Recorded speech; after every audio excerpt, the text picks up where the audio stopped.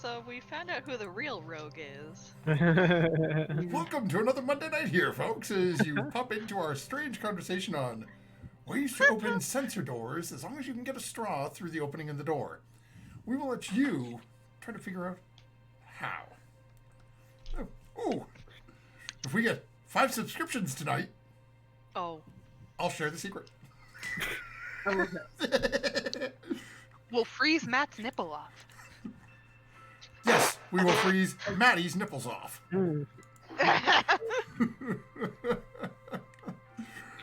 Okay, with that, welcome again, folks. So we are now, veering hardcore away from our PG/PG-13/X rating. That this channel, who the hell knows where we are at any point, but my name is Matthew. I am your quasi-sane, quasi-sentient dungeon master for this evening. And before we get too deep into things, a couple of quick shout-outs. Big thanks to Streamlabs and Twitch for, having software and platform that lets us do weird crap like this. Many thanks and much love to our favorite friends north of the border, Little Dragon Corp. If you pop in the chat, !Little Dragon, I'll give you a link to their website. Don't forget to use the discount code PROBONUS. Get 10% off your order. Basically, that'll cover the cost of your shipping. They ship everywhere across the country. They have a lot of incredible dice. Again, it's hard to see them in here because of my lighting and the green screen, but I'm looking at the wrong place. There you go. Ooh, that's a wonderful idea. If I had half a brain, I would hold it up like that too. You gotta do the YouTuber. Can you see it? Can you see it? I'm really feeling it, Mr. Krabs. So we have Little Dragon Corp has all sorts of fun stuff. You guys have heard me talk about it before. I'll toss it up again. This thing is one of my favorite little things. I keep it on during work. All it is a simple LED light, but when you put your dice on it, now mind you, it's hard to see. Actually, you know what I can do? Turn off the bright light, and then and the dice falls off because I move it. But then you go ooh, and you can see it makes your dice glow. Again, my dice are light colored because I like to be able to look at them when it's dark. But I'm going to use a different die, and you can see, put it in front, and it makes it all glowy and pretty. So definitely check them out. All sorts of fun stuff on their site, dice trays. You can also put in !CCG to check out Cardboard Castle Games. They are based out of Evans, Georgia. They are just south of my border. They're another huge partner for us. Helped out much like Little Dragon Corp did during our birthday week with Pokemon and the Magic the Gathering stuff that you saw during our giveaways. Check both of their sites out. A lot of cool stuff no matter what you're looking for in your different gaming needs. Now with all that fun stuff out of the way, let's jump headfirst into last time. As our party has met a strange individual claiming to be the master of past and present, saying that he was in need of a group to set things right, as our party had pretty forcibly been worked into a situation where they were able to communicate with these sort of half man, half goat creatures, and agreed to become willing sacrifices as they were escorted to save the villagers away from their ship, away from their captain. They get brought through this portal into what appeared to be a somewhat oversized farm. Nice orchard, big red barn house. Upon getting escorted into the guardhouse, as after Sarah didn't really try to escape, but just pretty much started walking away. Eventually they get locked up in a cage and met a strange human mage. Very sort of stark, like white hair, about shoulder length, very frail. Again, almost skeletal, just very sickly look to this individual. But eventually, after some somewhat terse conversation, Sarah's almost unwillingness to leave these other prisoners Eventually, the group was convinced by this individual that he would aid them in their escape if they agreed to go out and right these wrongs. As they had been brought to this new, wonderful establishment, it looked to be a sort of a tavern or a guild hall of sorts. As they walked in, they saw there was a welcome desk to the side. There was a sort of a little like waiting living room area off to the opposite side of it. Small office behind the front desk. Hallway leading towards the back of the building with stairs leading up to a second floor. Upon continuing down the hallway, they found a kitchen with a fabulous feast already prepared for them. As some of them started poking through, others went to explore the house. Eventually, our party found their way into their respective rooms within the owner's quarters. And noticing each had their own specific room. And as they all poked through the rooms, a small piece, it seemed, of each one of them present within the room. Something as simple as candles for ritual spellcasting. Others, a small piece of home. Others yet possible hints or clues to questions that they may or may not know they have yet.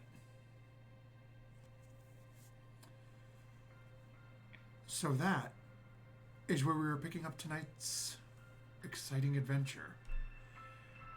As our party has been traveling for what doesn't feel like a whole lot of time to the group of you.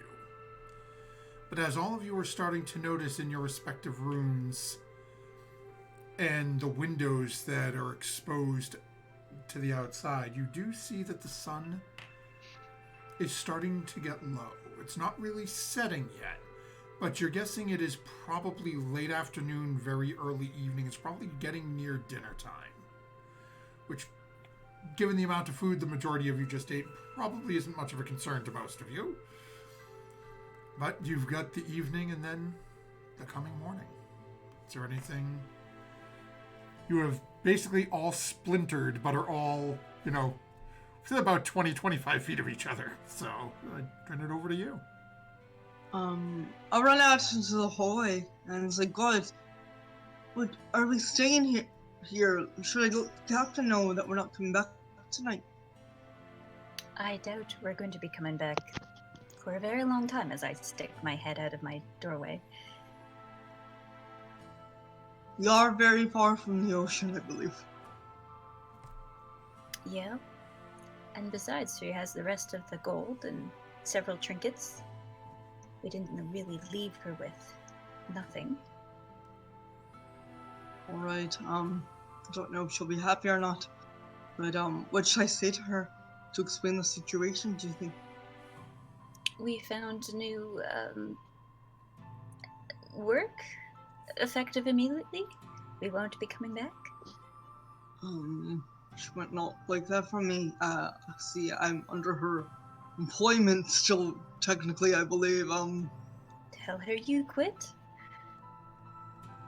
I'm not going like AWOL or something. Not sure. Then she's a pirate, not the Navy. So maybe she would understand a little better. Alright, so let me write this down. I'll walk out and sort of peek into everybody's room, and everybody get a key. It seems like there's one for each of us for that door downstairs. Huh.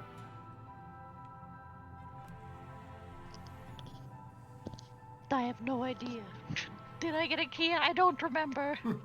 There were 5 keys there, so it's easy enough.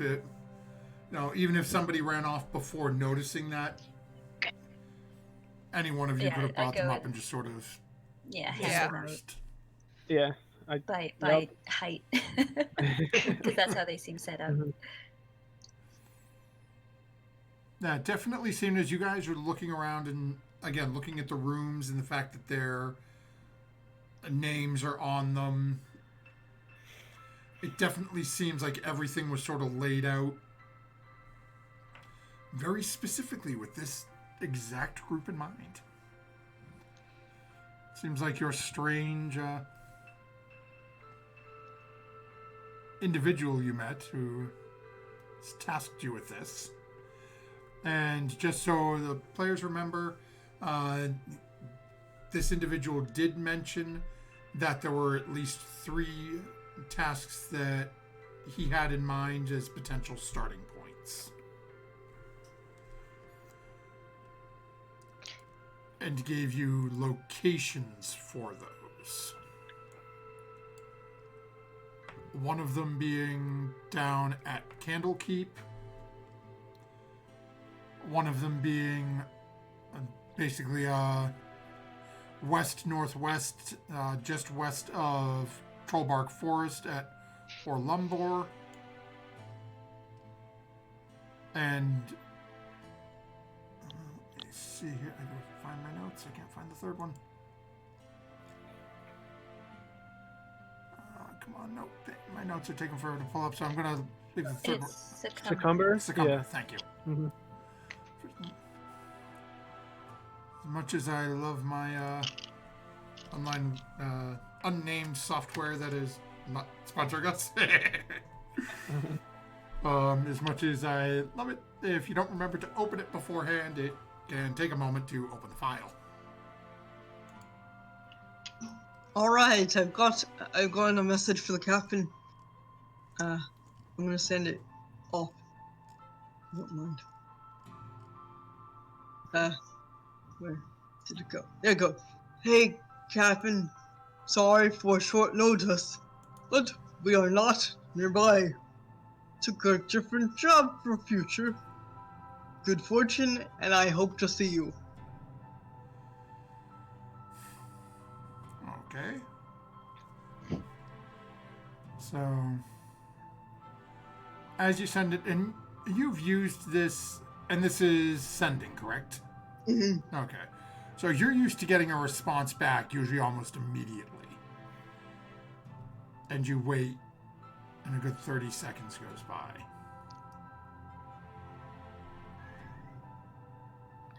Yes, hello. And then about a minute goes by.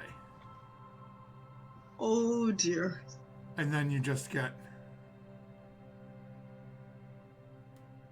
Huh.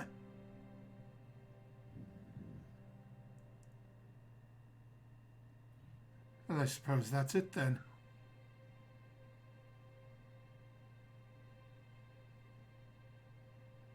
And that's it.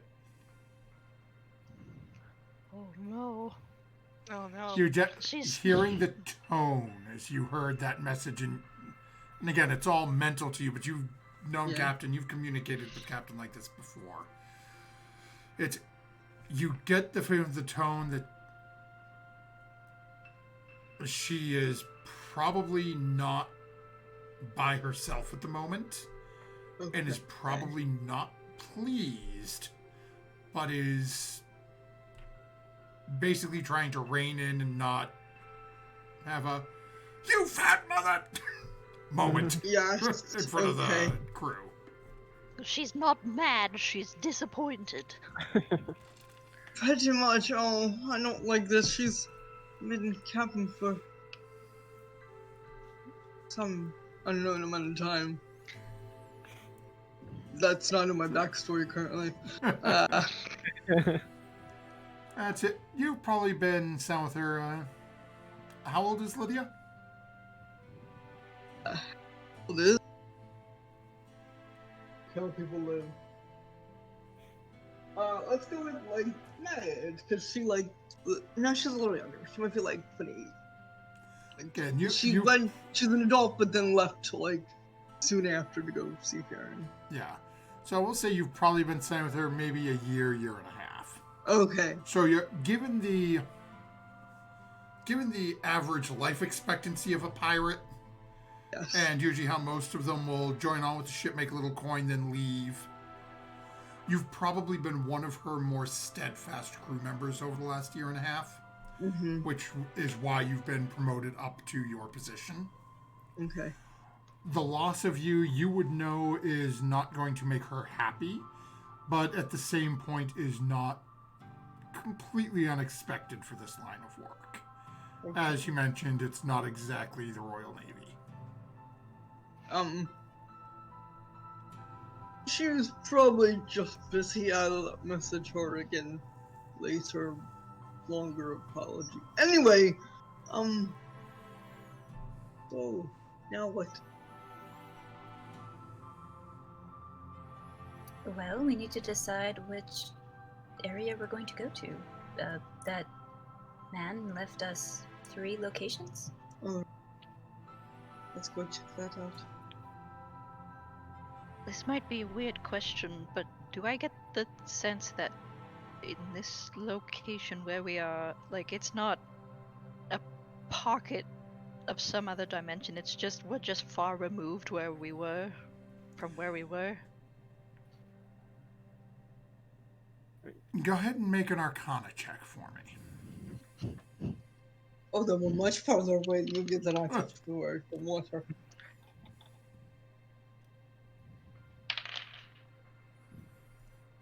$16. Okay. So, Hello. I guess I'll phrase it a little of both. If, for those of you at home and in the party, it's bigger on the inside. You all, Artemis, you're starting to get this sensation because you're really the one who went around looking right near the beginning. You took off first as everyone went in. Like a good wizard. As all of you walked in, you all looked at the front of the building. Looked to be an okay-sized building. As you're starting to wonder about this and going, are we really back or are we still somewhere else? You start looking around and realizing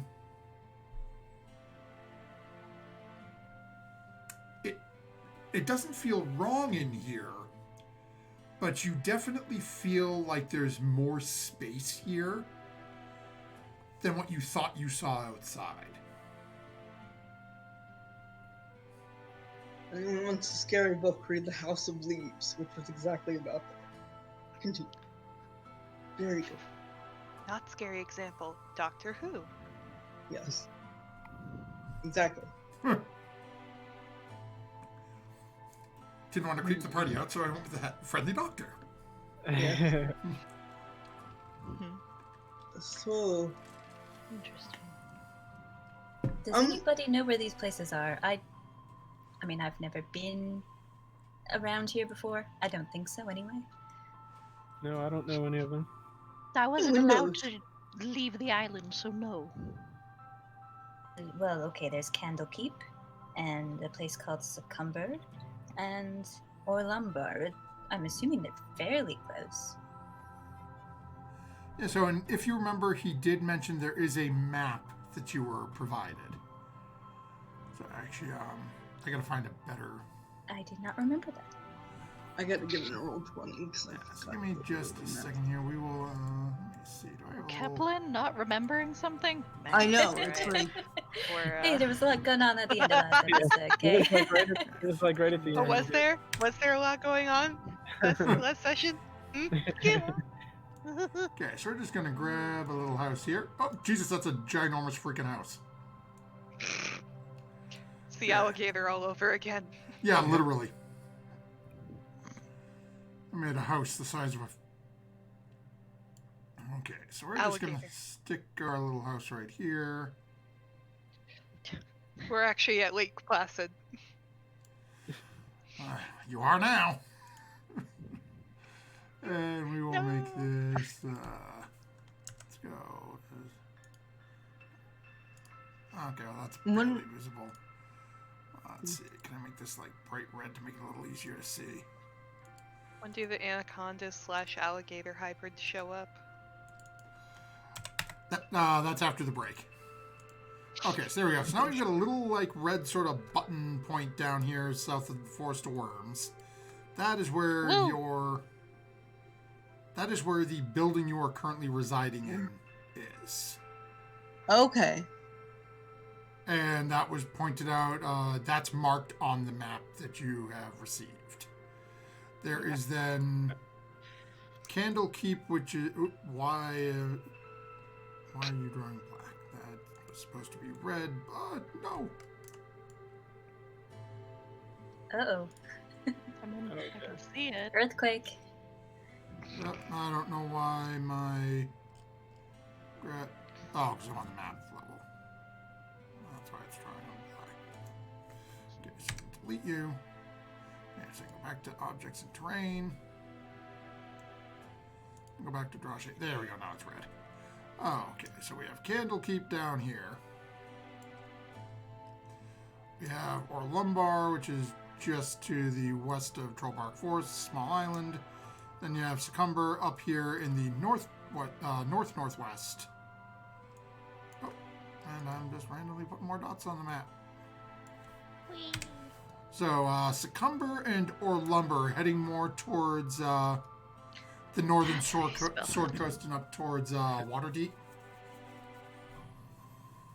And it follows basically along the Tradeway, which is... it's not quite as pronounced between where you are, Borsker Bridge and Dragonspear Castle, but it's still somewhat easy to follow. It's just not quite as like a packed down road as it is right off where this individual set up shop, basically. And then further down to the south, past the Fields of Dead and past Baldur's Gate, is where you would find Candlekeep. Artemis is probably the one who has heard the most about Candlekeep. Just given their, I guess I'll say, book-mindedness.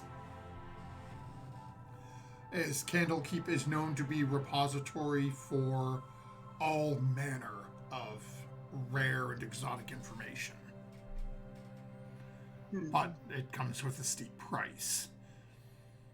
You have to be able to give them something that they don't have in order to get something from them. But you also know that this individual said that there was a task to be had there, so... Did he say he would give us more information on the tasks as we approach the area, or... he didn't specify before he departed.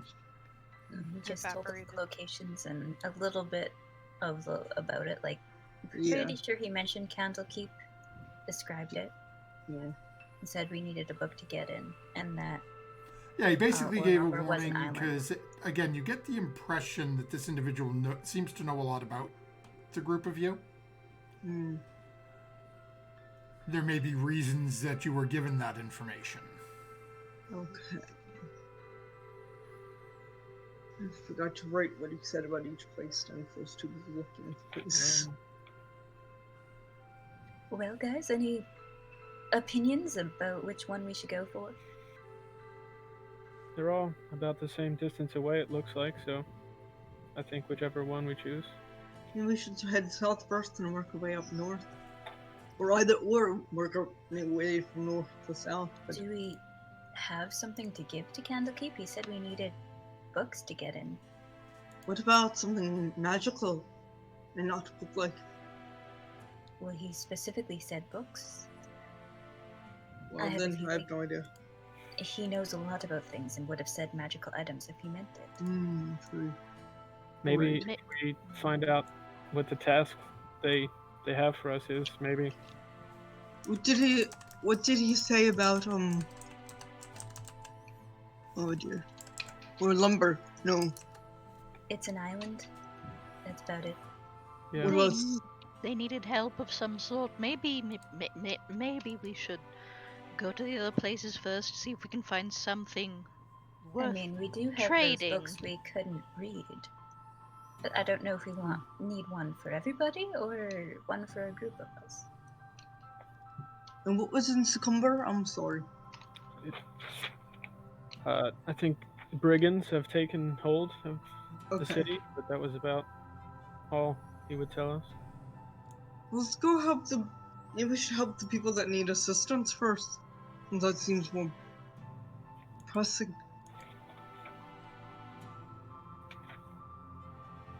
Anything to keep my books out of harm's reach.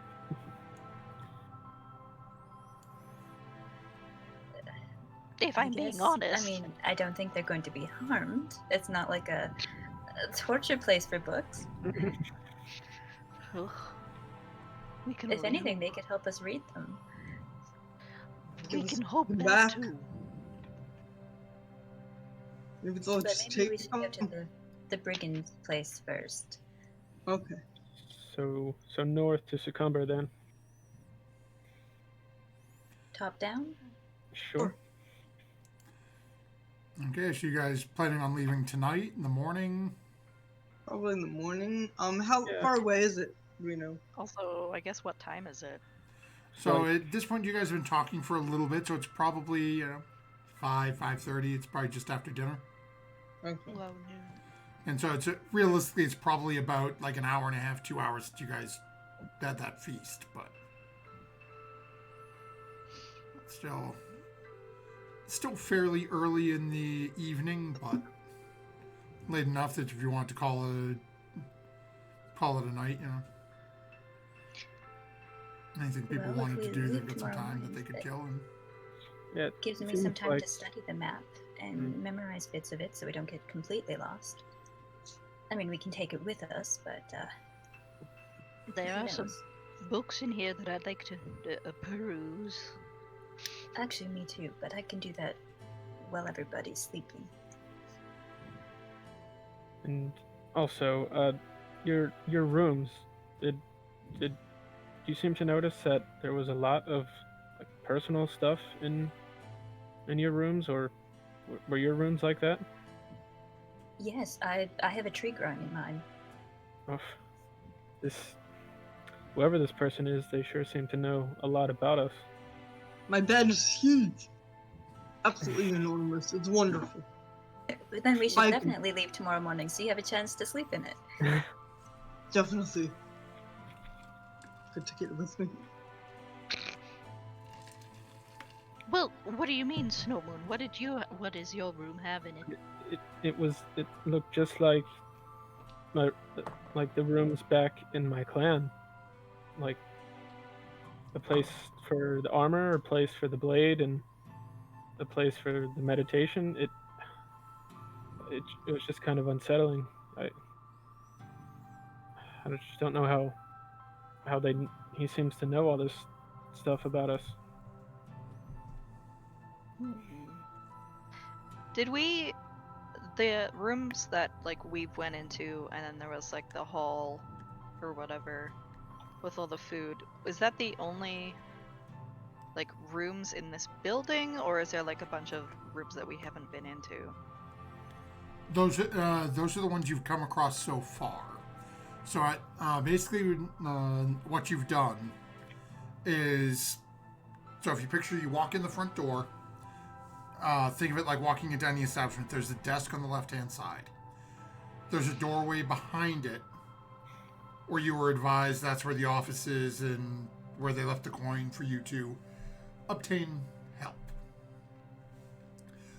On the right-hand side of it, opposite that sort of kitty corner desk, is a small waiting area. A couple of small tables, chairs, like a two-seater couch. Somewhere that people can sort of hang out if they want to be visible, or people waiting to meet with somebody. You start heading down the hallway towards the eating area. There were two doors on either side. Straight back, you came into the sort of family kitchen area, think of sort of like high school cafeteria. A bunch of long tables, seating on each side. Back of that is the kitchen, which I believe only Sarah went into.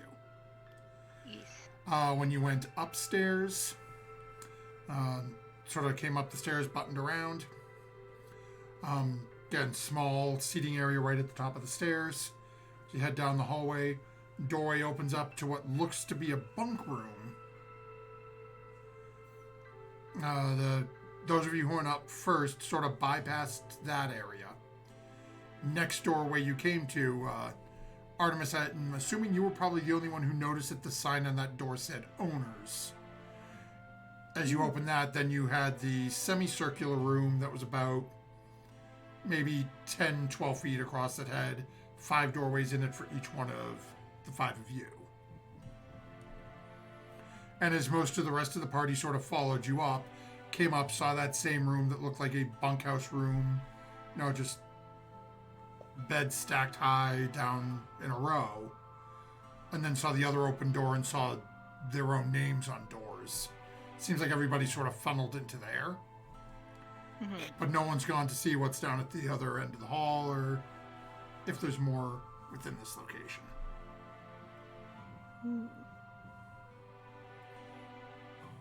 Definitely a little bit interested in looking around, since they seem to know so much about us. I wonder if there's clues as to what or who they are and how they know all this. That's just my thinking, though. Yeah, maybe. Not necessarily in a bad way, but just curious. Yes, it's just a little strange. Yeah, look around with you guys for a little while. Okay, Lydia, Sarah, what are you two doing? I'll Seems like follow three- too. We want to split into teams to search the house, or we can all go together, whichever. I'm just looking around. Okay. Yeah. Is it 2 stories or? Yes, it is. Well, at least as far as you found so far, it seems to be 2 Oh. stories. Okay. I'm gonna head downstairs and start searching around more there. Oh, okay. I am also going to search downstairs. Okay, so we have 2 heading down. Opheria, Snow Moon, and Artemis. Are you guys is everyone sticking together, or are you guys splintering in Scooby grouping? I follow Art around. Just as backup. Okay. Yeah, I guess I'd stick with them too. So, Art, what are you doing? You staying upstairs? You following Lydia and Sarah? I kind of want to look around the rest of the upstairs. Oh, okay. So go ahead. I want everyone to make investigation checks for me.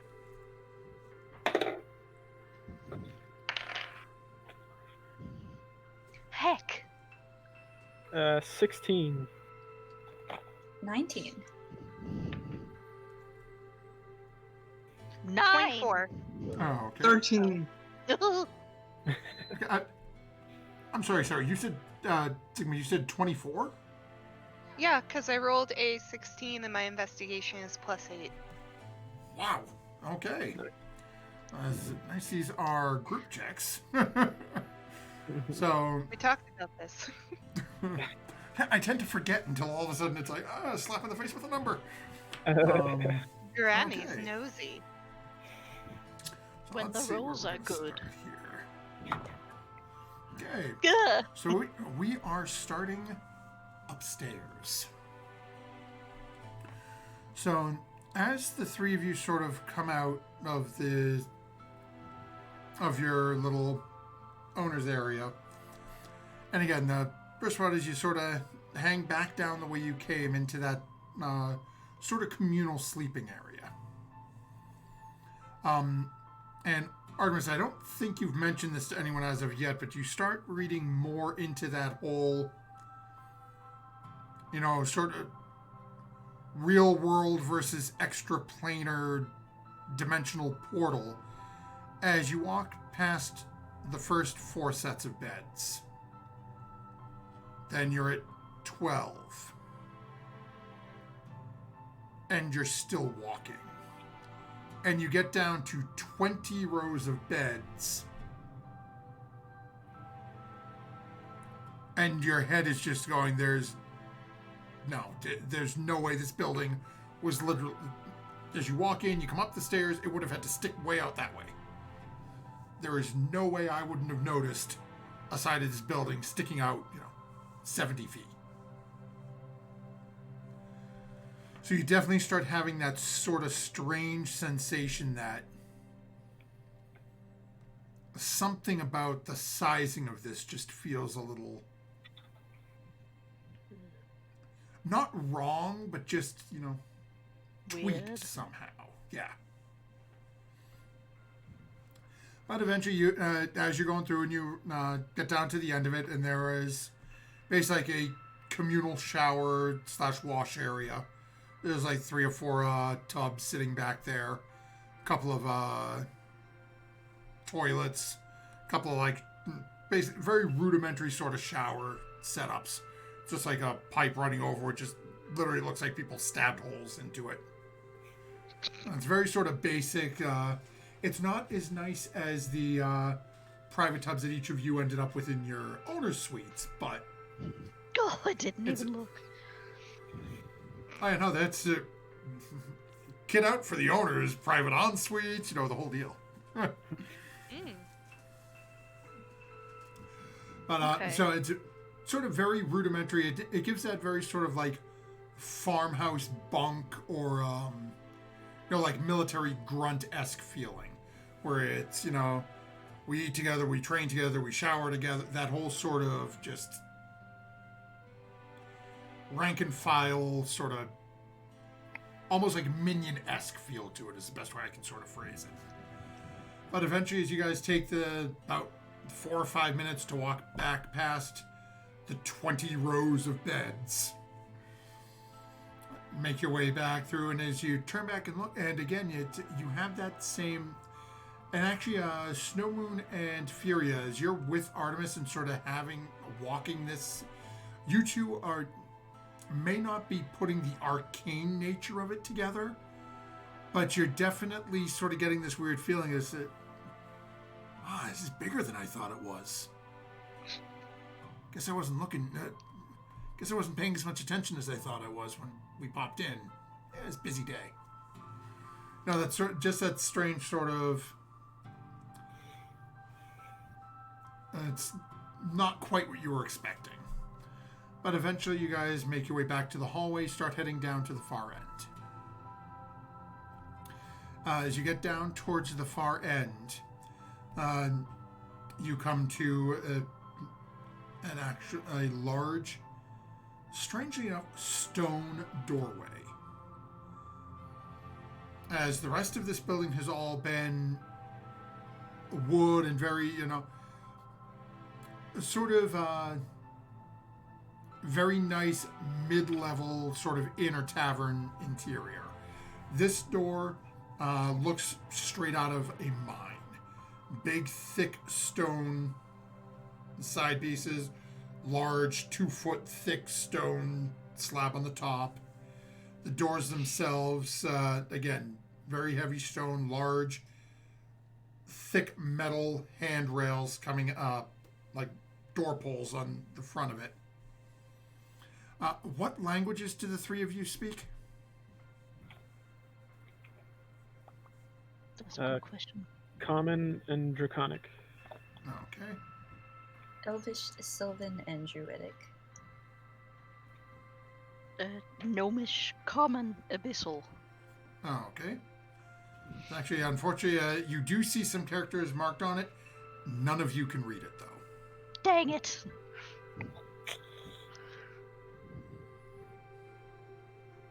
I guess we'll have to grab the other 2 and see if they can figure something out.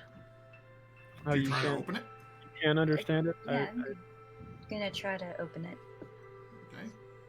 As you reach out and pull, it very smoothly and somewhat easily the doors swing open towards you. As you try to open it. As you pull the doors open, you start to hear around the room as small candles start to light around the room. Within the room, in the center of the room, the ground steps in about 2 or 3 feet, and then it dips down a little bit. And then slowly sort of almost like an extremely shallow bowl or like a tea saucer dips down into the middle, and you can see a small recess.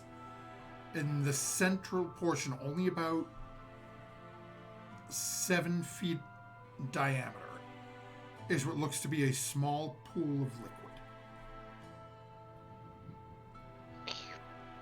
No. I'll be right back. I mean, I guess. Artemis runs away. Do we get the sense that it's like something other than water, I guess? I'll say it like that. Go ahead and make an intelligence check. Okay. Ooh, no. It's a 4. It's water. Okay. Is that the only thing in the room other than the torches? Other than the small candles that are lighting, it appears to be at the moment. What an odd room with an odd door.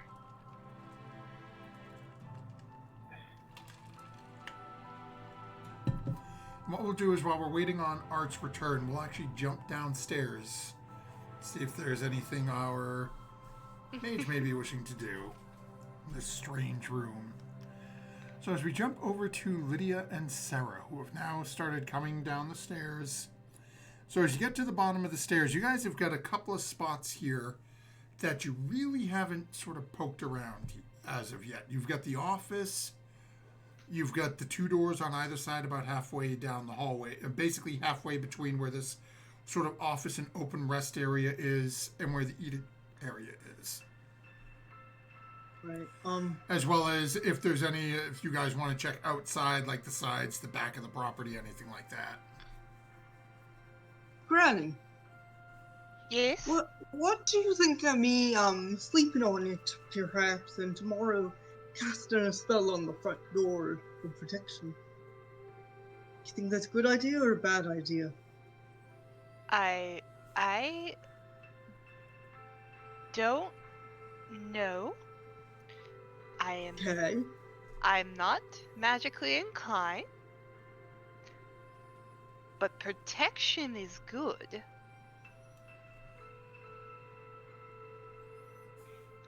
So, if you can do that, yes. Granny. Good talk. Good talk. Good talk. Alright, Yeah, go. Sorry. I'll go to one of the doors on, like, the left side that you said was halfway down. Oh, okay. So after you two talk, Lydia's sitting down that way. You two staying together, or are you planning on peeling off somewhere different, Sarah? Grammy wants to check behind the front desk. Oh, okay. So, okay, we'll start with Granny, because Granny's closer. So as Lydia, as you start making your way down the hallway, Sarah, you immediately sort of take a couple of steps to follow, and then take that hard left behind the desk. First thing you notice as you glance behind the desk is there is underneath basically behind this desk or this counter, there's just rows of shelves. You can see there are all manners of parchments, quills, ink pots. It looks like that this station is specifically set up for a desk person or again, I don't want to use the term secretary, but basically this is your point person. If somebody comes here, is looking to interact with the review and you're not home, this is the person who will take down information. Again, Receptionist? Assistant. Assistant, receptionist, you can call it. Again, it may be, you might hire an adventurer. It might be, it might be a dirty, despicable snake for all you know. Conniving, thieving, hooded cobra in the grass. It's basically someone who will be there to interact at that first point. And, there's also a small chest down at the bottom. Currently, it is sitting open. It appears empty. But you do know that the gentleman who brought you here did specify that there is a safe in the office that did have a rather, well, given what most of you are carrying on your person, not quite so substantial sum of gold in it. But what he felt was a substantial enough sum to put some bodies in underemployment for you to get things begin and to get you started, should you decide to go that route. Are there any keys on the wall or like that sort of bellhop hotel Nothing that you setup? see. Nothing that you see in this area here. Okay. This looks to be literally, to put it in mind of common day business. This is literally like the reception desk. You walk into the doctor's office. This is where you walk in. Hi, I got an appointment. Okay, thank you very much. Have a seat, and Dr. Snowmoon will be with you shortly. Yes, we know you're here for the amputation. I was gonna. You beat me to it. Chomp. Okay. I was And going there's with a- amputation. It was either going to be you or Furia. And you started laughing. You were visibly laughing more, so I grabbed you. It's okay. Is One cuts there off, a, one bites off. I'm sorry, go ahead, Sarah. You said there was a door behind the desk? Yeah, so correct? literally, so as you're looking in this sort of behind this countertop desk area, there is a door to the, and again, I'll call it the front office, immediately behind you. I am going to go in there. Okay, so as you start heading in there, we are going to jump over to Lydia. As Lydia has now made her way down the hallway and is opening the door on the left-hand side. And Lydia, as you open up this doorway, it actually leads to a small stairwell leading down. Stairs go down, looks to be about 15-20 feet. And then it curves to the right, heading towards the back of the back of the building. Okay. I will light a coin in my pocket, and I'll start going down the spooky cellar stairs by me. As you start to take a couple of steps down and you pull out the coin and light, all of a sudden you start hearing that same sort of as there are small candles and torches on the side lighting. Immediately as you step through the door, these start lighting up on the way down. Okay, I'll put my coin back. As you make your way down and turn to the right, and you get to the bottom of the stairs, and the room in front of you is dark, with only the 4 or 5 feet of light at the right at the entranceway where you are from the candles. As you go to take a step forward, you start hearing that same sound. Only this time it's almost not quite a roaring, but it's picture a line of oil being lit, and just that constant that constant sort of flow. As around the room you can hear as something ignites. And on 5 sides, so the wall that you're against is side 1, 2 sides out, and then 2 sides up, making a 5-sided shape. As you watch, is a line of flame encircles the wall, about 3 feet high, illuminating the entire room. And you can see within the first 3 or 4 feet is just a stone ground in front of you. And then beyond that is all sand. Making its way all the way back to the far end of the room, and you start to see what looks to be training dummies. Just simple wooden figures I'm noping out of there because if I know anything, those are gonna come to life and be creepy. Okay, so you turn, and as you start to, you hear that I'm going same. You to literally walk hear slowly and keep one eye almost on a- the trending numbers. as you step back through that doorway into the stairs, you hear almost a vacuum, like as you can literally feel the darkness close behind you. And as you make your way back up the stairs and turn around to close the door, you watch as the lights on the hallway just immediately blink out, and you can smell the slight scent of sulfur from the candle wicks going out. Not a fire hazard. Alright, well, creepy dummy room, check. As you close the door, we're going to jump back upstairs now as our wizard has returned. So, Sorry. no worries, life happens. So, Arnis, as you guys open this door, and again, the room sort of, again, think of like a coaster you would get a teacup on. It is very, very slightly sort of concave, I think is the word. It's basically like basically the middle of the floor is about 3 inches beneath the edge of the floor where you are. It sort of bowls down into almost like a bowl, but it's only a difference of about 3 inches. In the dead center of the room is a small recessed circle, about 7-foot diameter, looks to be filled with water. Snowmoon looked at it and went, "Wow, it's water!" Yeah. You say 7 feet wide or like deep? 7 feet across. Okay. So the room itself is just a massive circular room.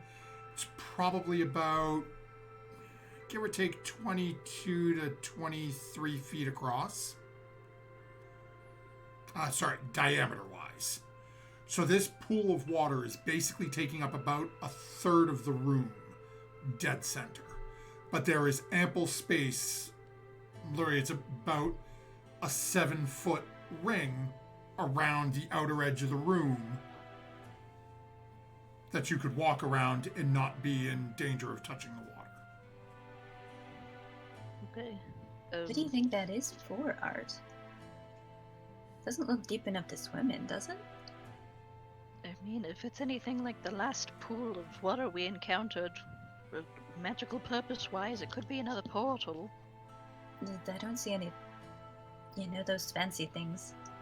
The individual who brought us here said something about a way of communicating if we built, if we put the pieces of the relic together in that locked cabinet downstairs. Maybe I could, activate this or I'm pretty something. sure there was a stone in the office vault for that. Oh. Are there any, I don't want to say, carvings or whatever. Is there anything of note in the floor or, walls? As you're looking around, given the check the group of you made, there's the thing of note is more that there is really nothing of note. As you're looking around, the floor is smooth. There's no cracks, there's no imperfections that you can see.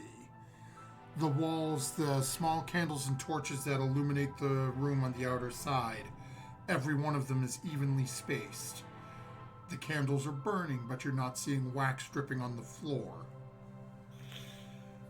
It's little things like that where it's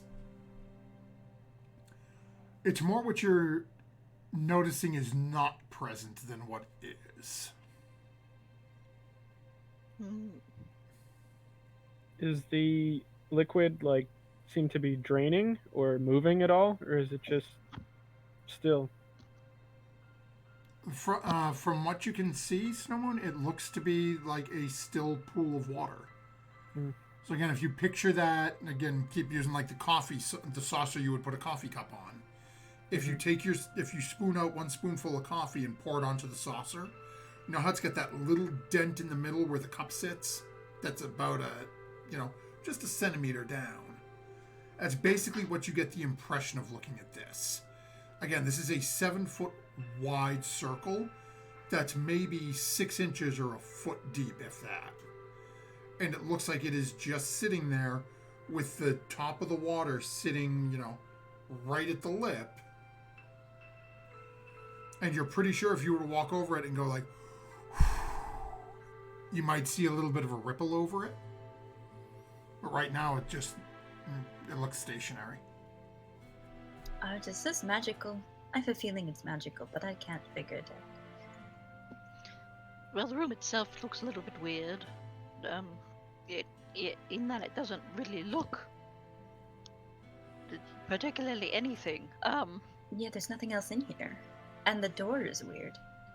Maybe we should ask the other guys what the thing says above the door first. Yeah, maybe they'll understand it. Yeah, maybe before we go touching whatever water or. But is it water? I mean, I couldn't think of anything else, but I'm probably wrong. it could be one of those melted goo cubes that we keep coming across for all we know. Maybe. I'm going to put a pin in it. We'll table this for later. Unless you want to throw something in there, preferably not me. Let's try to read what's above the door first. Okay. So, group makes their way back out, and you guys are heading down looking for the others now? If there's nothing else to poke our heads into up here, I guess so. Yeah, that seems to be the end of the far end of the hallway up here. And this was opposite of the hallway with the beds, right? No, so basically the hallway for the beds, so when you came up the stairs, hallway with the beds was on the left-hand side. Basically, you start going down the hall, say 15, 20 feet. On the left is hallway or basically the bunk room. Another 15, 20 feet past that, on the right, was the owner quarters. That's where the 5 of your rooms are. About another 50 feet down the hallway, you come to these giant stone doors. Oh, okay. So this was all one hallway, just different. Right, it's all just one long hallway on the second floor. Okay. Was there anything in the opposite direction? No, when you came up the stairs, again, you had basically what looks to be a smaller version of that waiting area. Couple of, again, very small, consider them end tables, couple of chairs. Again, it looks more like saying, oh, okay, we'll wait here, we'll go fetch whoever you need. Okay, as we start making our way back down, we're going to jump back down to Sarah, who is poking around in the office. I am. And what in specific were you looking for?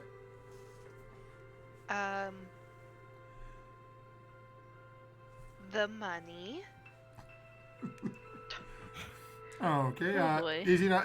As you walk in and go into the office, again, right as you walk in, sort of open the door, you see, again, very stereotypical sort of feel. Right across from you, there is a small desk, a chair. As you turn your head and look in the front corner, so as you walk in the door, to your left against that front wall, down on the ground, is a rather large metal safe. Oh. I was picturing it was gonna be like a poker table, just like a mountain on the table. It's just the money in the safe. Does the safe open when I go over to it? Like, real quick before we go anywhere, folks, if we all of a sudden disappear and go off air, I just saw a couple of massive strikes of lightning outside my window, so sorry in advance if that happens. I think I heard the thunder. I heard the thunder, yeah. I thought it was your kids running around. I thought it was someone shaking one of those sheets of metal in the background. Oh, I gotta get one of those. I guess lightning storm. No, there's horses. Good. Thank you. Oh my gosh. Welcome to Proficiency Bonus, where we all aspire to be Foley artists.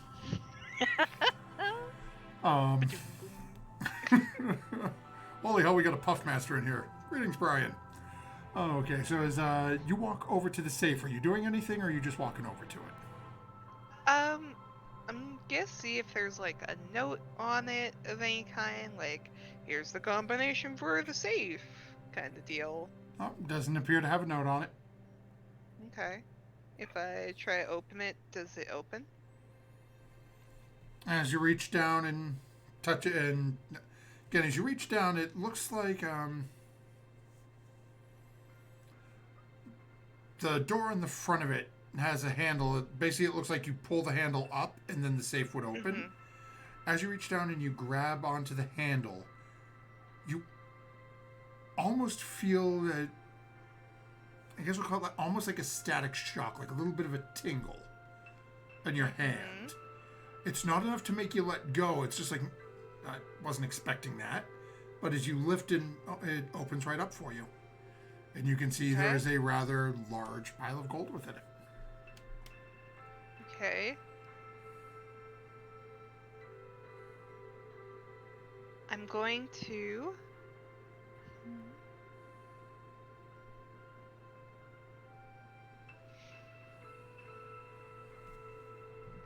Is it just gold, or is there any, like, jewels or anything? No, it looks like it's all, from what you can see, it looks like it's all just gold. Okay. Close it and then open it again. You keeping hold of the handle the whole time, or are you letting go and then... Yes. Just open Okay. the door. Okay. We're gonna save this for later. And I'm gonna like go around to the backside of it, like To the safe there or the any- building? the safe. Like, is there like that electric feeling? Does it like continue around the safe, or is it just when I'm touching the handle? So as you let go and you walk around the safe, you don't get any sensation at all? If I open the door and then walk around the safe. When you touch the handle, you get that same little tingle as you pull the handle up. As you let go and then walk around, you don't get anything. This may be a two-person job.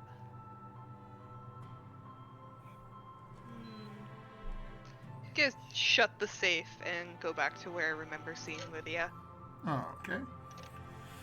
So as you are coming back out of the office about this time, Lydia is probably making her way back up the stairs.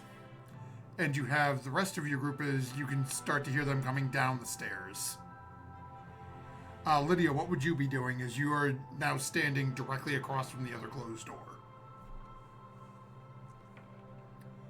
You are muted. It is not me for once! Victory! Uh-oh. Oh no. Oh no! She's not muted in Discord. The microphone. Please bear with us during our technical difficulties. All operators are currently assisting you. You are now muted in Discord, and you're... Can you hear me now? Yes, now I Yes. can hear you. Our technical Okay, good. difficulties have been restored. Thank you for your patience. That's weird. I didn't touch anything and it went out. I'd be heading towards the other door, going nope, nope, nope, and then opening the other door. So Oh, okay. As you open the other door, it appears to be a storeroom of some sort. okay. As you start poking around, first things you start to notice just right from walking in the first couple of feet is more like rank and file things you would need. Bedding, linens, pillows, nothing really fancy, nothing like you've seen in your rooms. but you're assuming probably for the bunks upstairs. Okay. All right.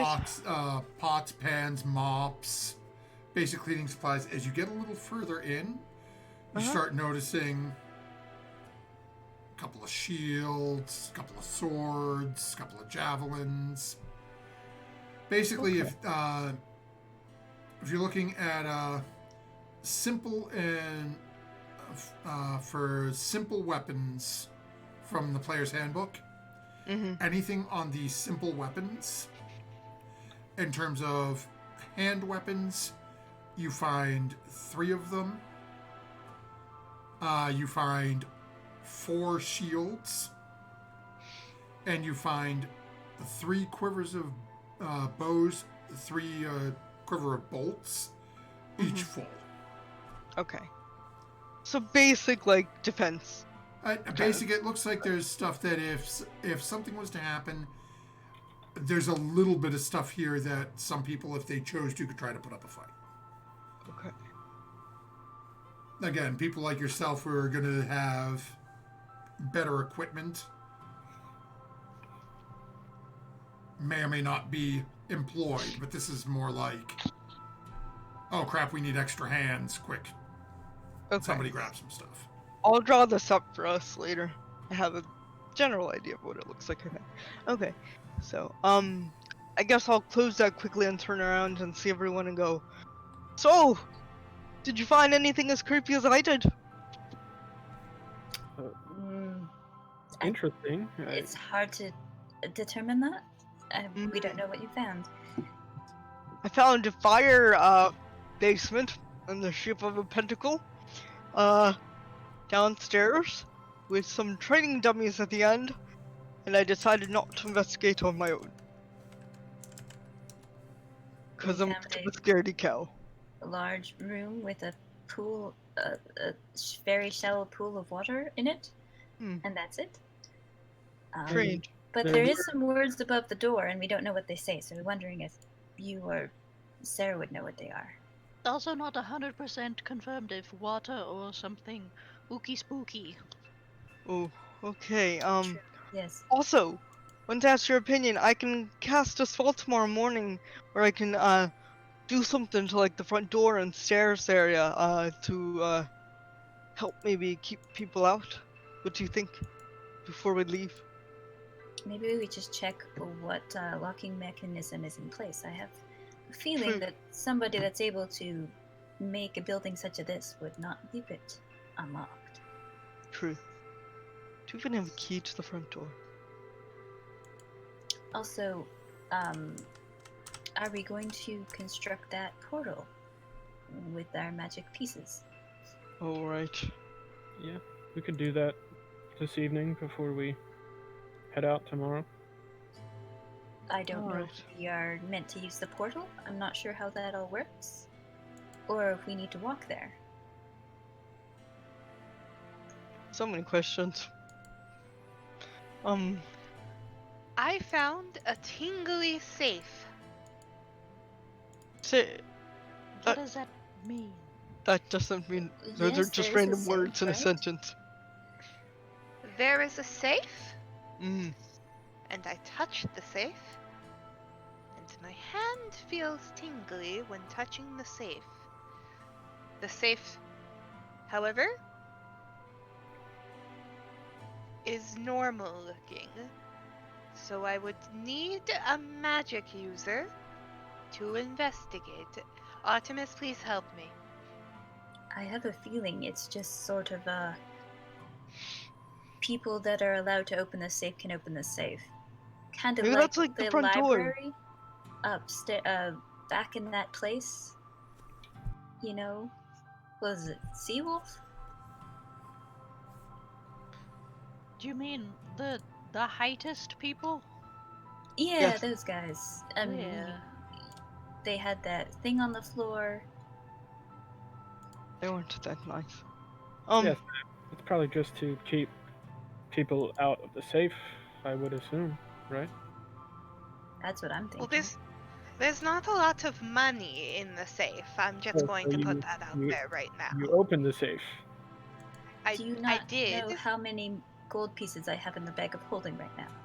It doesn't matter. That's why I'm saying there's not a lot of money in the safe. There's- Compared to Sound what we ungrateful. Don't sound ungrateful. I'm not saying I'm ungrateful, I'm just saying. You didn't take any, did you? No. My pockets are full already. Well, why don't we put together this portal? Well, I thought you wanted us to check the door. Let's put together the portal, see if we need to portal out of here or we need to walk. Okay. Do I'll we start know if Digging out the putting the pieces that are in the bag of holding. portal together is good and not going to destroy the universe?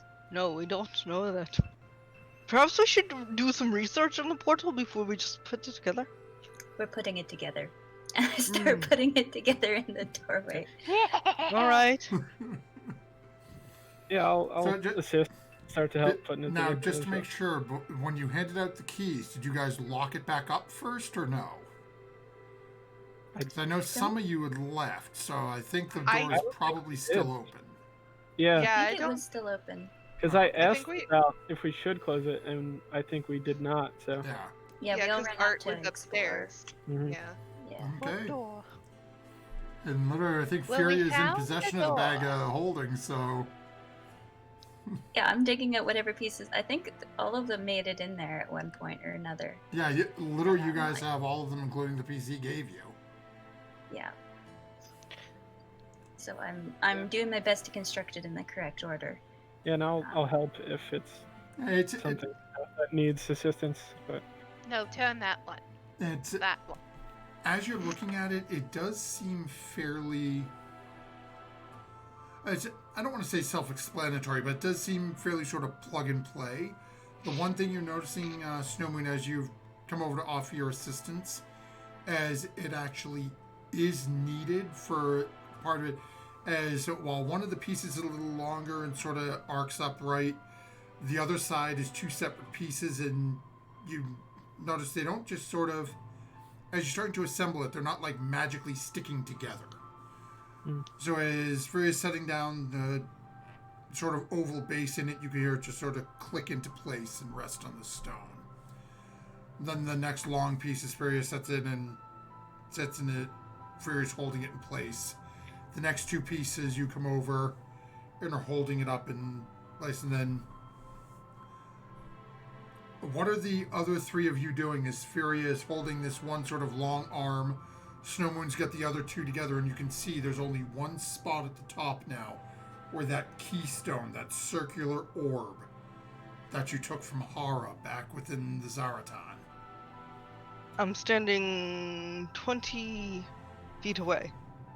Okay. I am going to walk over and try to put the little circle in as I say, I think I've made peace with myself. I think this is fine. well, we've come all this way to gather these pieces, so no reason to hesitate now. And Art, what would you be Let's doing? do the seed range thing and not research it any further.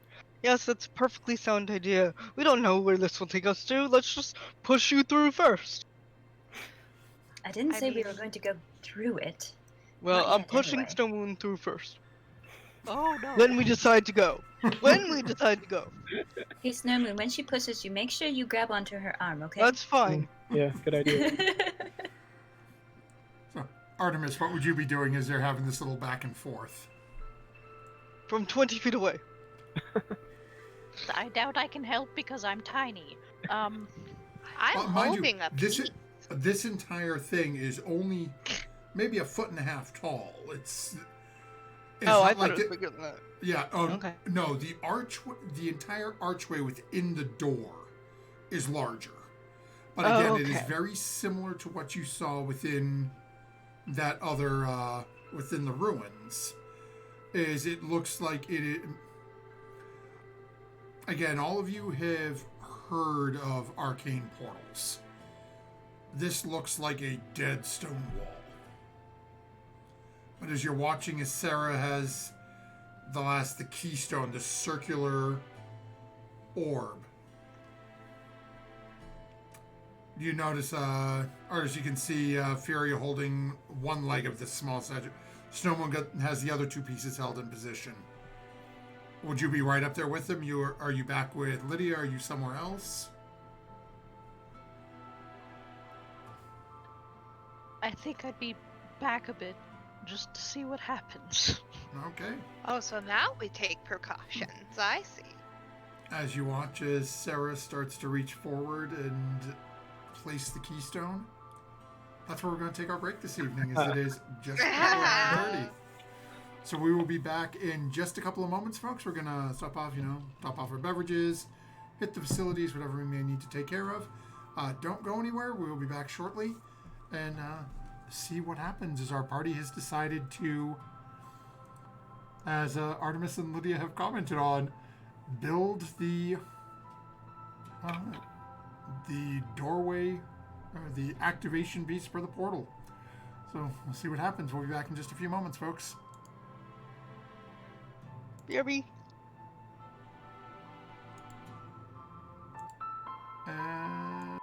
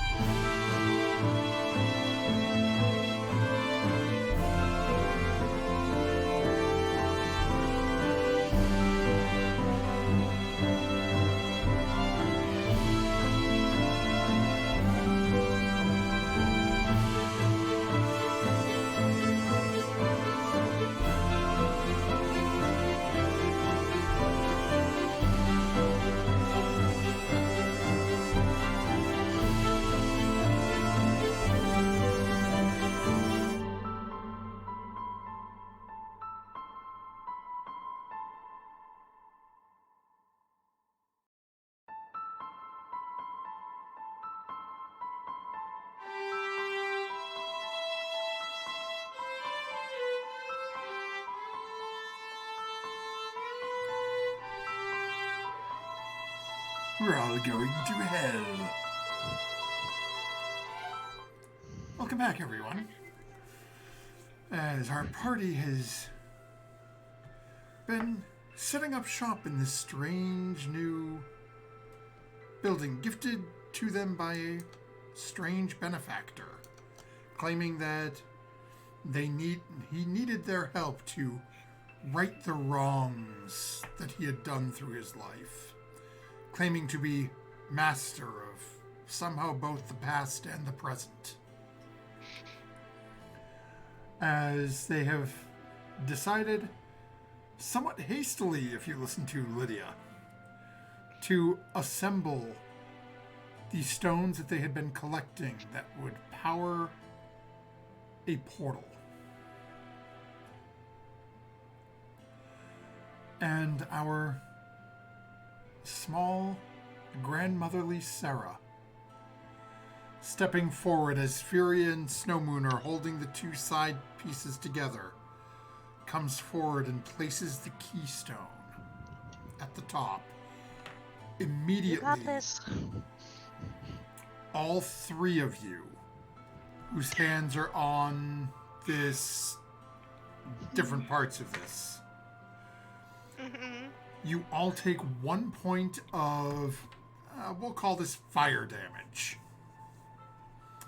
as the stones start to radiate this, and it goes from being just cold rock and stone to this slightly warm to the touch to literally burning sensation as all of you pull your hands back as this happens.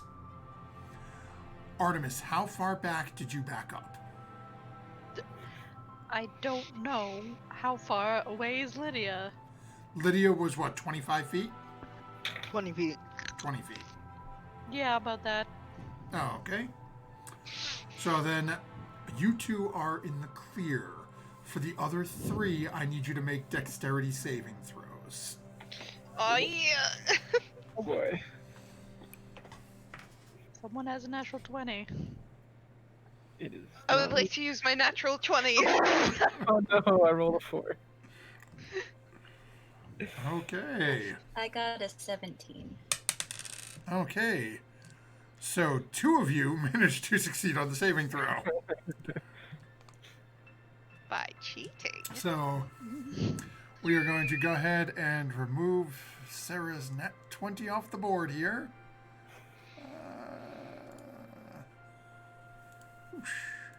Vanish. So as all of you watch,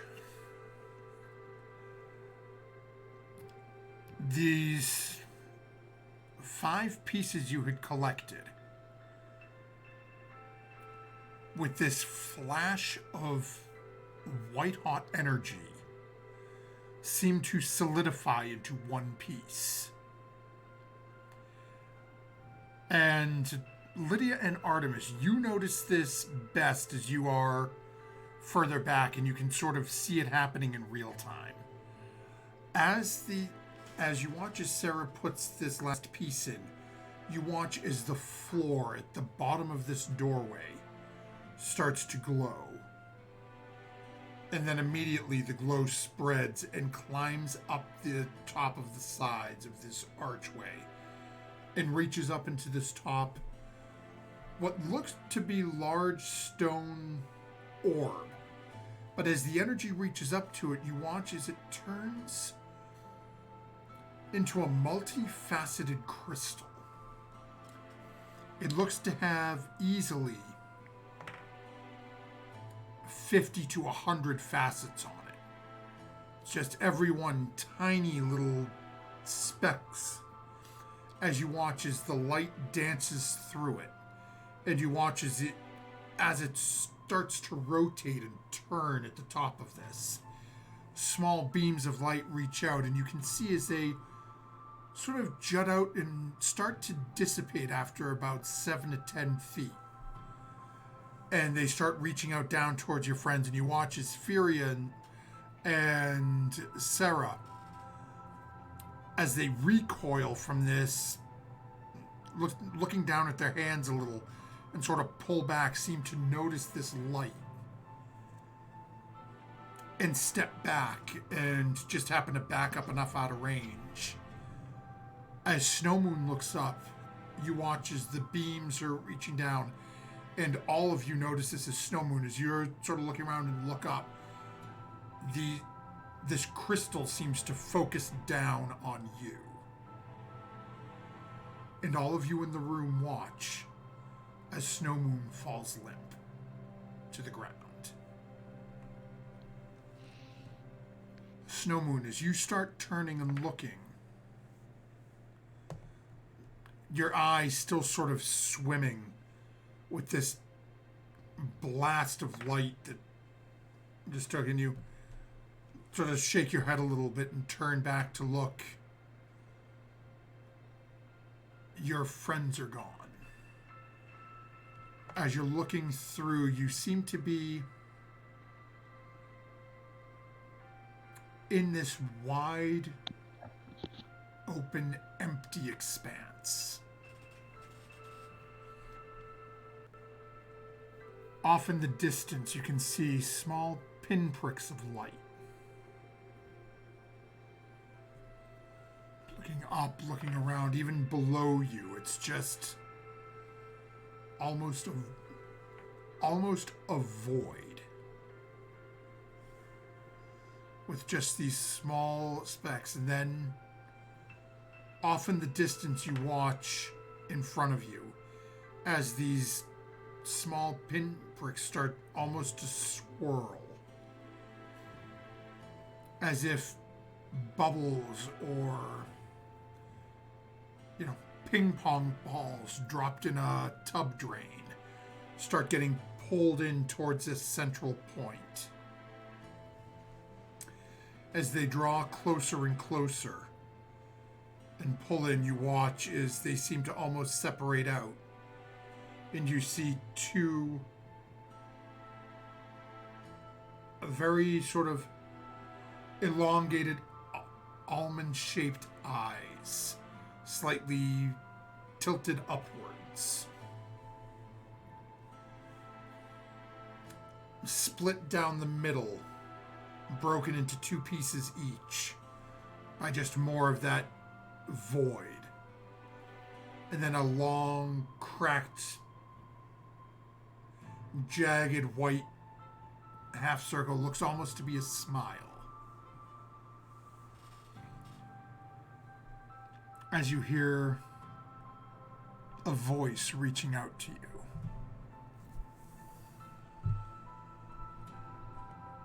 It seems you have finally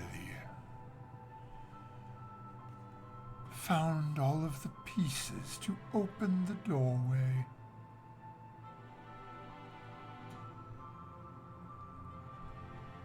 Time grows short, as it seems now that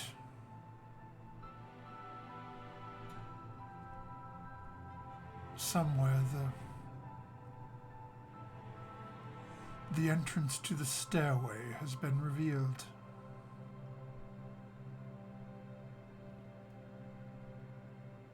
Your world is in greater peril than you realize. There are those that will attempt to aid you, some who will attempt to stop you. And there are those of us, such as myself, who are here for the theater.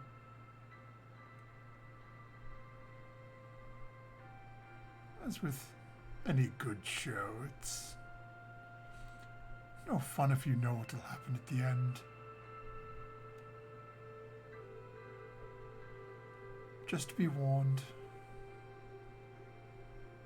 Not all are what they appear to be. And with that, as you watch as this long sort of cracked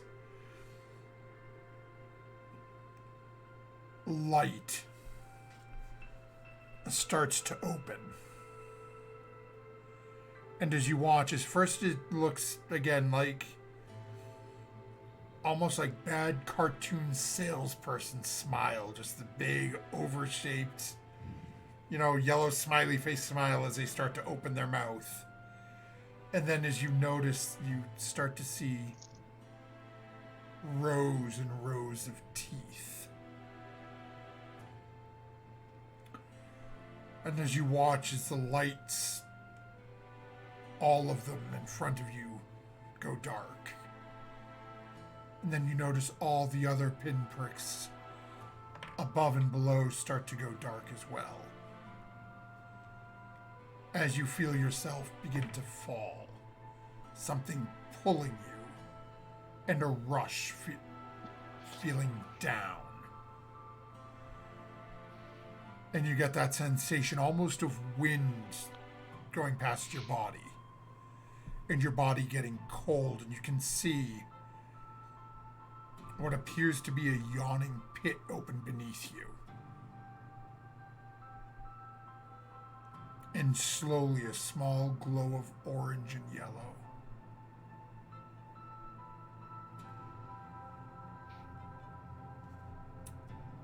What would the rest of you be doing as Snow Moon has collapsed on the ground? Go over to make sure he's okay. I'll run up to Snow Moon and yell in his face, "I told you so!" As you And cast Revivify. Well, make a medicine check first, as you're Make a running medicine- over and you're getting right in his face.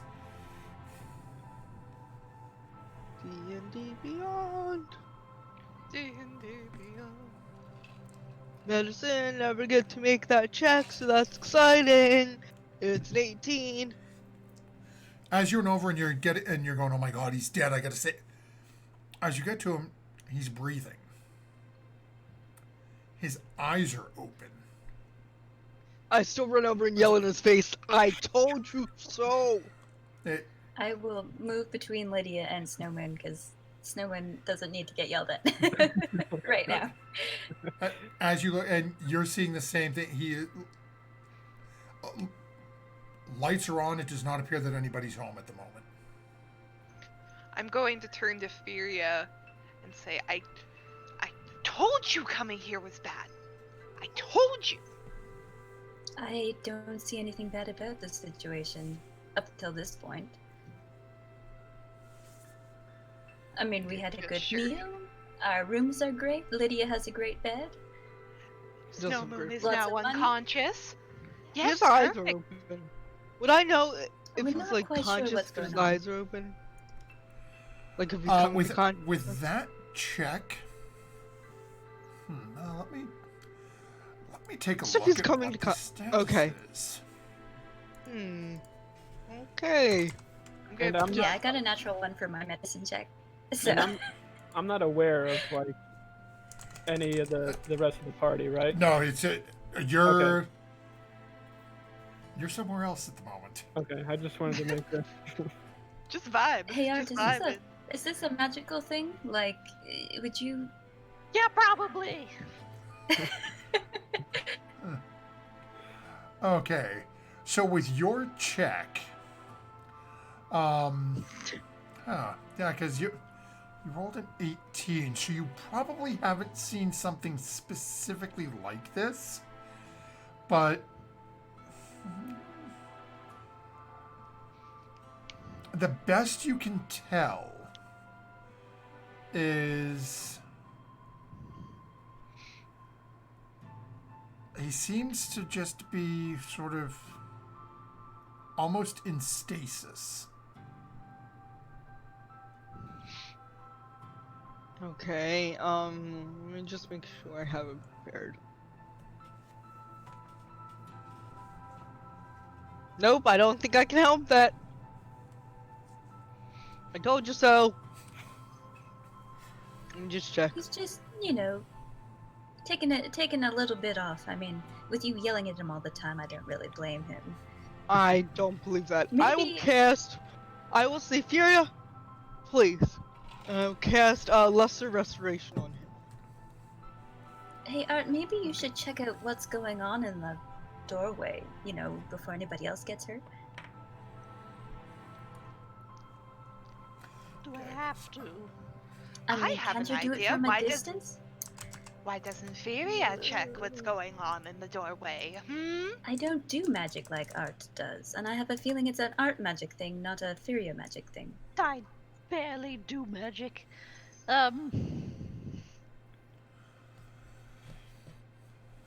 I could do magic, but we haven't slept, so I don't have my new spells. Well, I suppose we could check it out in the morning. Just leave his corpse here. Sounds good. Oh boy. Perfect. Why don't we just all set up our rolls down on the floor, take a little nappy nap, and We could just carry him allow upstairs. Snow Moon to be on the floor? Two questions. One question. Who's going to take Snowman upstairs? I mean, you can hold one end and I'll hold the other. I could. I could turn into a bear and pick him up and carry him upstairs. At this point, why don't we just Or stay in the goat silly dimension? fake ape, I suppose. Let's just deal with the situation that we've gotten ourselves into. So let And- the rest do anything? Sorry. Blame Does not each appear to other be. later. Alright. We're on the first floor, correct? Yeah, you're basically. This doorway is inside the kitchen area. So Okay, in that I'm sort of gonna- communal area, the double doors were at one. So as you walk into where the tables were, it's on the left-hand side on the far wall. I would like to run to the kitchen and grab garlic and onions and bring them back over to Snow Moon and start kind of like peeling the onion from under his snout. Okay. So as Furia and Lydia sort of debating how to bring Snow Moon upstairs, Art is trying to somehow you're starting to but basically find the most foul, odoriferous food you can think of, and basically And rip it up right under durian his. somewhere. With that magic check, would I know if it was an arcane effect or a medical effect? With your check, you're pretty sure it is some sort of arcane thing that's affecting it. Okay, thank you. And you're pretty sure it was caused by whatever this specific aspect of the portal, whatever activating this here has done, you're pretty sure that gemstone at the top of it is what actually triggered the effect. Is that effect still going on? Like, is it still glowing and It's being a a, disco ball? it now looks like the it has its I guess I'll call it its crystal appearance. It no longer looks just like a circular piece of stone, but it is no longer glowing and sending out light. For Is those it who are still watching a it, go ahead. Portal? Does not appear to be at the moment. As it stands right now, the actual archway itself does not appear to go anywhere. It looks like whatever you did, it sort of turned on, it sort of basically activated and restored the gateway. It triggered whatever happened at the top. And then once it completed that task, it seems to have stopped, at least for the moment. I'm gonna take the stone from the portal. You're going to try to take the big one off the top? The We're actual... gonna have to put that back in if you take it out. Yeah, but it might have. I don't know if it's gonna affect someone or not, so might as well try it, right? But So- if we put it back in, we're gonna have to dodge it again. If we Oh, I leave it didn't in, think it of might that. not happen again. Fair enough. Okay. As you look at the small, Besides, the I've got my small one hands you put burned. together, it is now a solid piece. Oh, As you look okay, at it and you okay. go to pick it up, Okay. you get like if you were to pick this up, you could now set it en masse into that other opening back at the other island if you chose to. Not sure how Okay, it okay. worked, but it's now one unit. Basically, the Okay. key was broken. You built the key, Now, if you just bring the key where you need to use the key on, you don't have to reassemble it every time. All right. About this time, as it's been a couple of moments, Snow, when you start getting that same sort of sensation as you're falling and it's starting to get warm. And you can see as you drop back through and you see this massive glowing yellow orb. And as you're falling, you can feel the warmth. And you watch as it's just moving beneath you at a high rate of speed. As you're falling in closer, it is massive. Hundreds, thousands of times larger than you. And as it moves past underneath you as you continue to fall, you see green and blue. You continue to fall, little flecks of white. As you're rocketing down. Go ahead and make an intelligence check for me.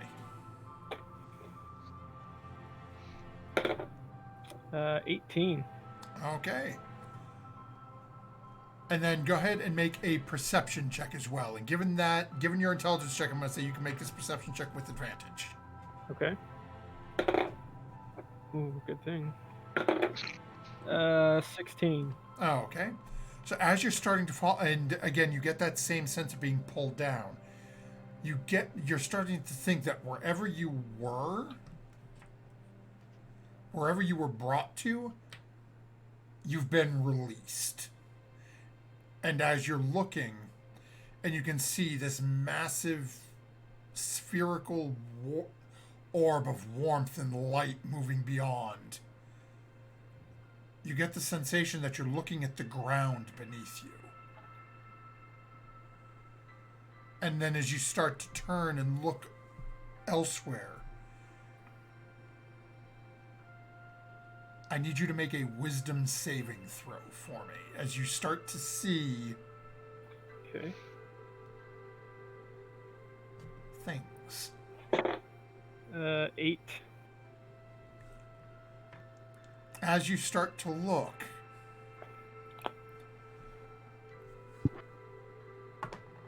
you take 2 points of psychic damage as you Okay. start to have a realization.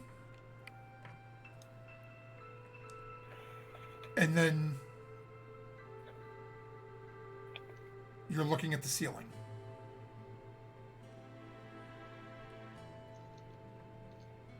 You're all you can smell is raw garlic and onion. And you've got a little bit of blood coming out of one nostril and a splitting headache.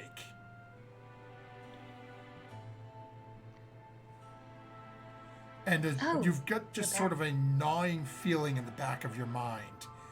There's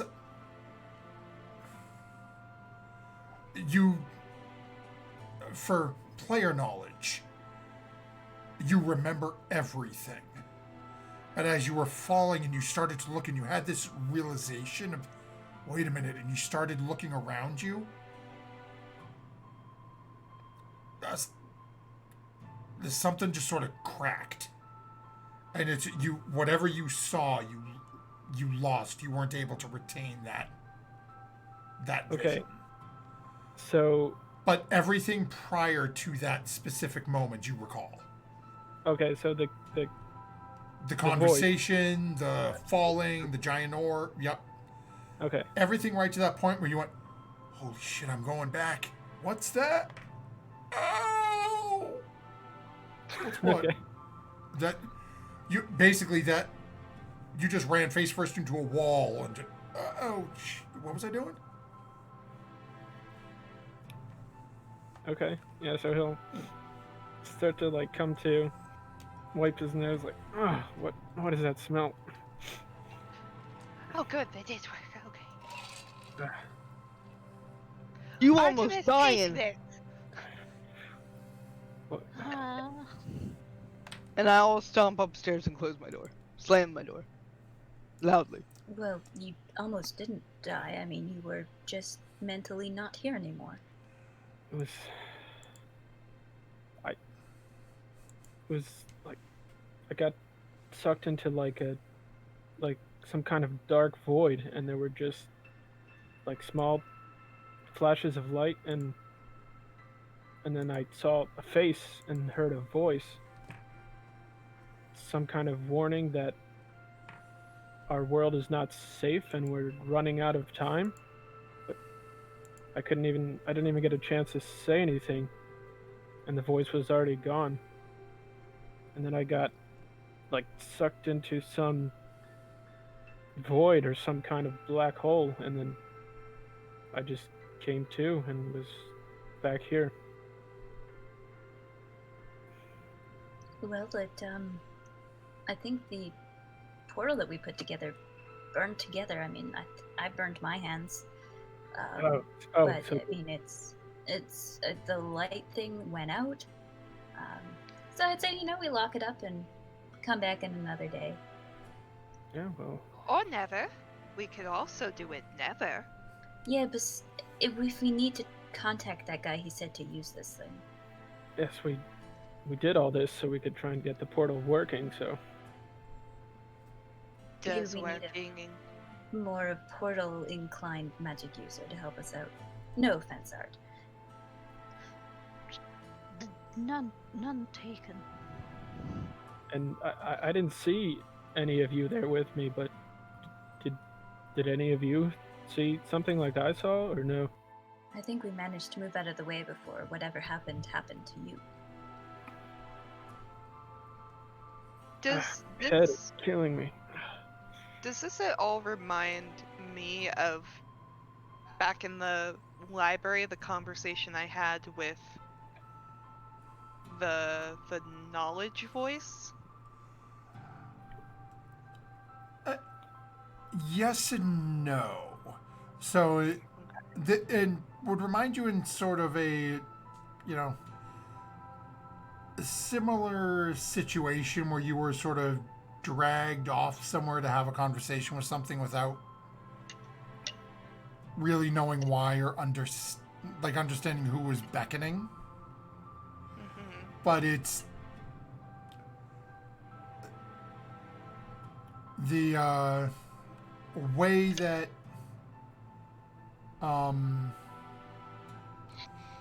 the way that Snow Moon is describing it doesn't sound the same as the entity you were speaking with.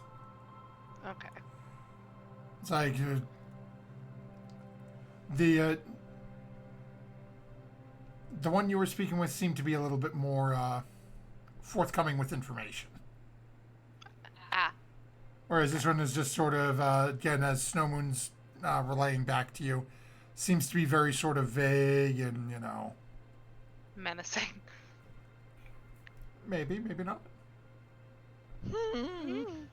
Lydia, make a perception check for me as you went running off. Ooh. That'll be a 24. So as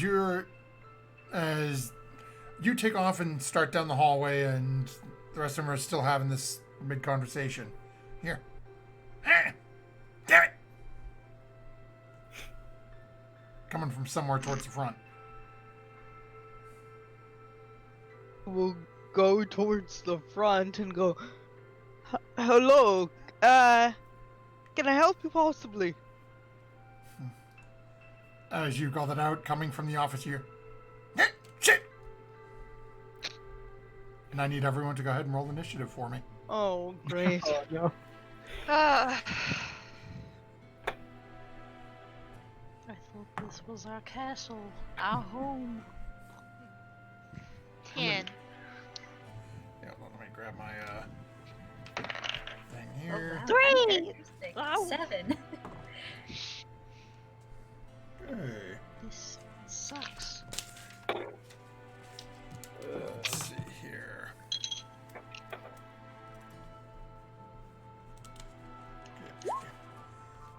Okay, so anyone 20 and over?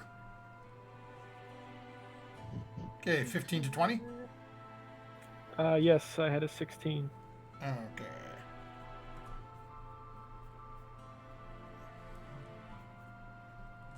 Okay, 16. We got Snow Moon. Nope. Really, Stormtrooper? Okay. Your new name. Apparently. Okay, 10 to 15.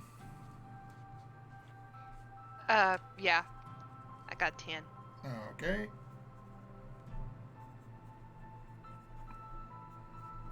Wow.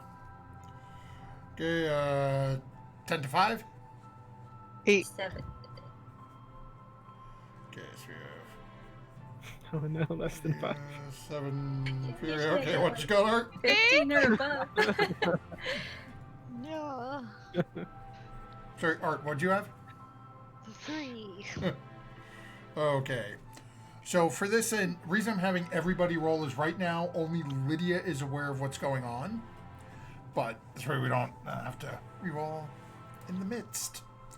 So we are actually going to start. Let me jump over here. Switch to some more energetic music here. As Lydia, as you are now standing right by the base of the stairs. So you are probably about, I'll say maybe 30 feet from the front door. Okay. And about maybe 15 feet from the doorway to the front office. Okay. And that's where you heard the voice come from. Okay. I will And with use that- my movement. You're not the first one, unfortunately. Oh no. Unfortunately, the voice within the office was. Yeah. As you watch as a small, greenish brown face sticks its head around the corner, and you see a small goblin. And he turns back. Shit! I thought you said this place was empty! And is going to take off trying to run out the front door. And is basically going to use its movement to come out around, run towards the front door. And then is going to, as it gets to the front door, is going to turn around and take a shot at you with its short bow. Okay. And that is a nat 20, so that is definitely going to hit. Ooh. Okay. Ah! And let's see here. This is. Yep, come on. Close my thing so I can find out what the. Okay, so it's only D6, so that's. Okay, so that's a total of 8 points of piercing damage. And then a second goblin pokes its head from within the doorway. Oh, I don't think that one's going to hit. That's a 13. Okay, and all of a sudden you have a second arrow that just sort of sticks into the banister beside you. That ends their go, and that brings us to Snow Moon. Snow Moon, go ahead and make a free perception check for me. Oh, who'd we lose? We lost a Art. Art. A perception check, that was? Yep. Discord just quit on her, so. Oh, okay. So, sorry, please forgive our, yeah, we've got a weird, like, half Sarah, half me.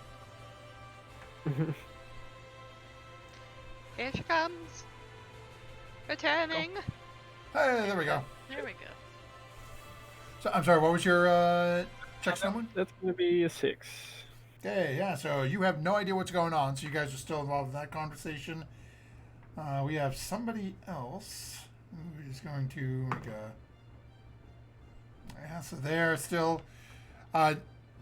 Lydia, you're hearing some more muttered noises from within that room. Great. Sarah, go ahead and make a free perception check for me. Okay.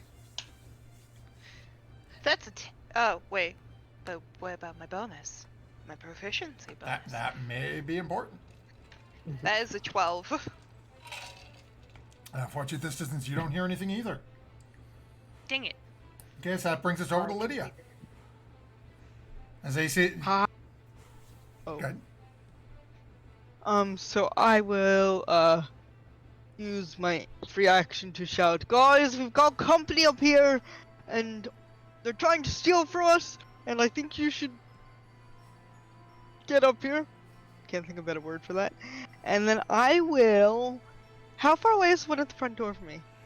So the front door is about 30 feet from you. The Okay. one in the office is about 15 feet from you. Okay, I will cast. I will move closer to the one to the door. 30, you said? Sorry. Yep, 30 feet to the front door from where you are. Oh crap! And then 15. All right, I will. But no, radius sphere. So I couldn't get both of them. What's the radius of it? 20-foot radius. So that is a 40-foot. That is literally a 40-foot circle. So you could Oh. get both of them, but it would also get you. That's fine. I want to do calm emotions. Oh, alrighty then. Okay. So they must make a charisma saving throw. Okay. And what's your DC? 15.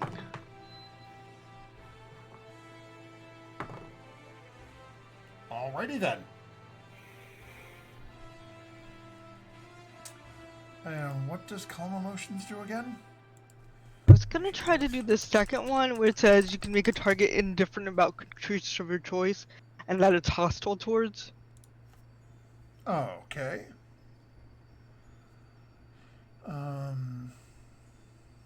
Okay.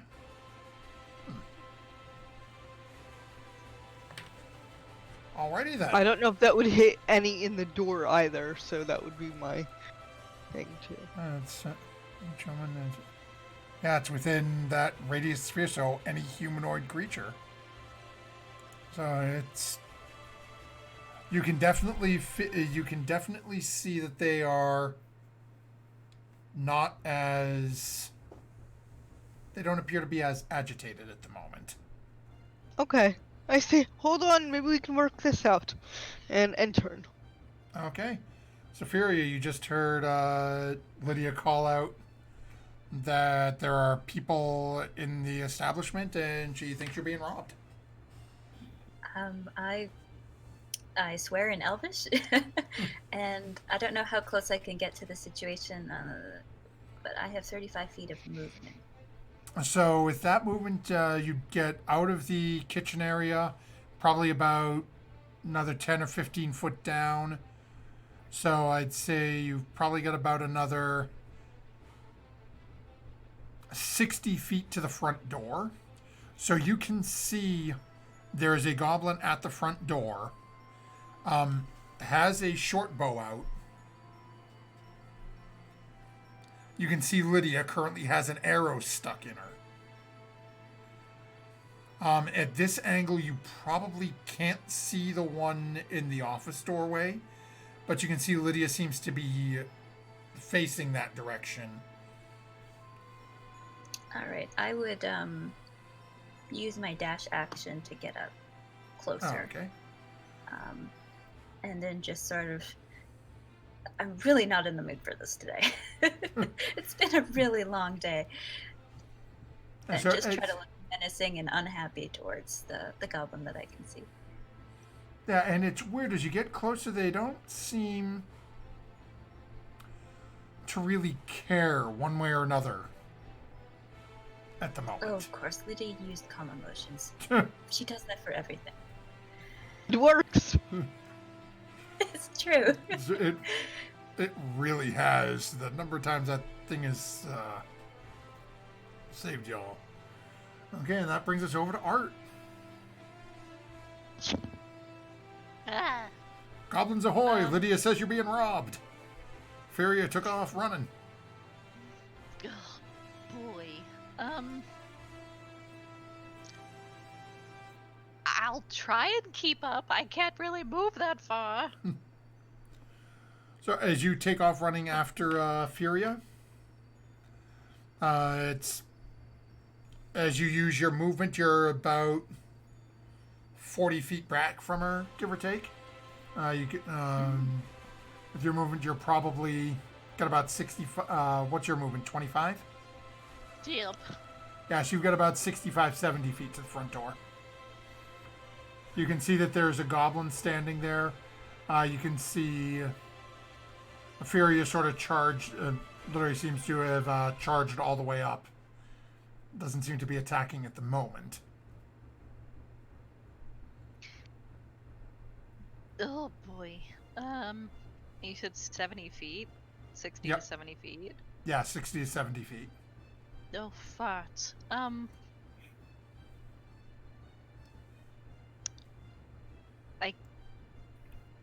boy. I'll, I'll ready a magic missile if he seems to attack someone that's closer than me. Oh, okay. And is Magic Missile within range? Yes, Okay. just one of my other plans was not. And so that'll bring us back over to them. And let's see. They're not actively hostile at the moment. Okay. So the one at the front door, just looking at you, Lydia, not having the bloodthirst that they had a moment ago, seeing Furia charge up, now seeing Art coming up in the back. Here. I'm not getting paid enough for this. And turns and just takes off running.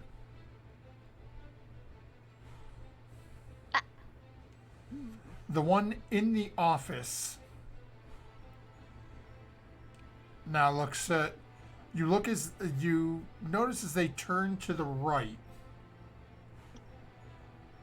and mutter something, and then look back and just one hand up like this, the hand with the short bow still holding it, but just like this. Hey, wait. We just came for the safe. What are you guys stealing in here? And that's going to end his, or he's going to wait and see what you guys say. And that brings us to Snow Moon, who Lydia just called out a moment ago, said you're being robbed. Yeah, so I guess I'm still lying down at this point. Oh yeah, that's a good. Yeah, you're still laying on the ground. Smelling onions. Yeah, so I'll try to pick myself up first. Easy enough. Okay, and I am going to bonus action second wind, because I was in pretty rough shape before all this happened in the first place. So. Oh, okay. Alright, it's going to be 10 points Very nice. of HP back. It's pretty good. Actually, I think that takes care of just about everything that all the little dings you had.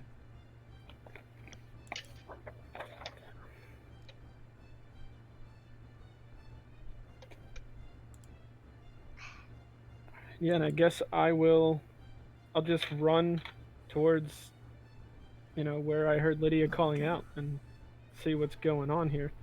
Oh, okay. So as you get up and use half of your movement, the rest of your movement will get you basically just through the doorway. So as you come through the doorway, you can see there's a goblin who is taking off just mad sprint out the front door. You've still got an action. You can do something if you like, or you can dash. Yeah, I'll just dash and just get okay. as close as I can.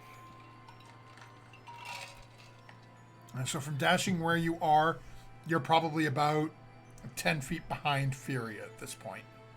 Okay. And that will bring us over to them. Well, they're nice and calm. So Well, they're gonna keep doing what they're doing.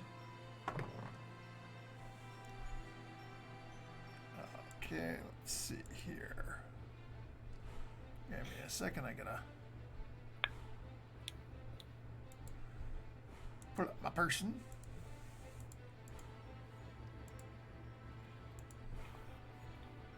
Okay. And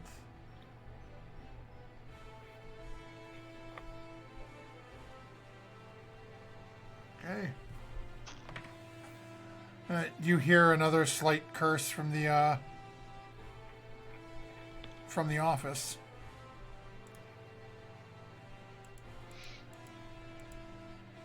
Then they're going. Okay, and that'll end their go, and that brings us to Sarah. I'm going to rush out to where everybody else is, so that's 25. Okay, so that puts you basically right beside Art, just outside the doorway. And I would like to chuck the onion at the goblin. Okay. Absolutely. So go ahead and make a dexterity attack here. Sure. So I should say dexterity check. So it's going to be a d20 plus your dexterity mod. I don't think you are proficient in onion throwing. If you are, I need that skill. That's not a good one. So that's an 8. Oh, baby. Okay. So okay, do me a favor, roll me a percentile. Roll me a D100. I can't see my dice. We could turn on a light. No. Okay. Hang on. Let me get. Gotta do it one right, more get candles D20. flickering all night. Spooky. Is rolling 5 D20s equal to 1 D100? No, roll 2d10. So basically, if you roll a d10, the first one you roll will be the 10s. The second one will be the 1s. This is a D10. No, it is not.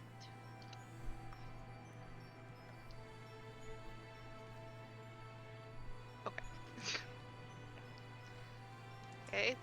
That is a 60 Okay. So, and 80. okay, so 68 then. So, Okay. as you come charging forward and just, again, as you get through the door, you get that little, like, 2-3 step hop, and you just sort of chuck this onion down. You watch as this just comes to roll in. Snowmoon, rolling between you and Furia is an onion. As the two of you sort of look down, the goblin in the office looks down, looks up at the group, but the three of you he can see, looks back down. Alright. Anything else you'd be doing, Sarah? Got a bonus action left. If one of you can throw that.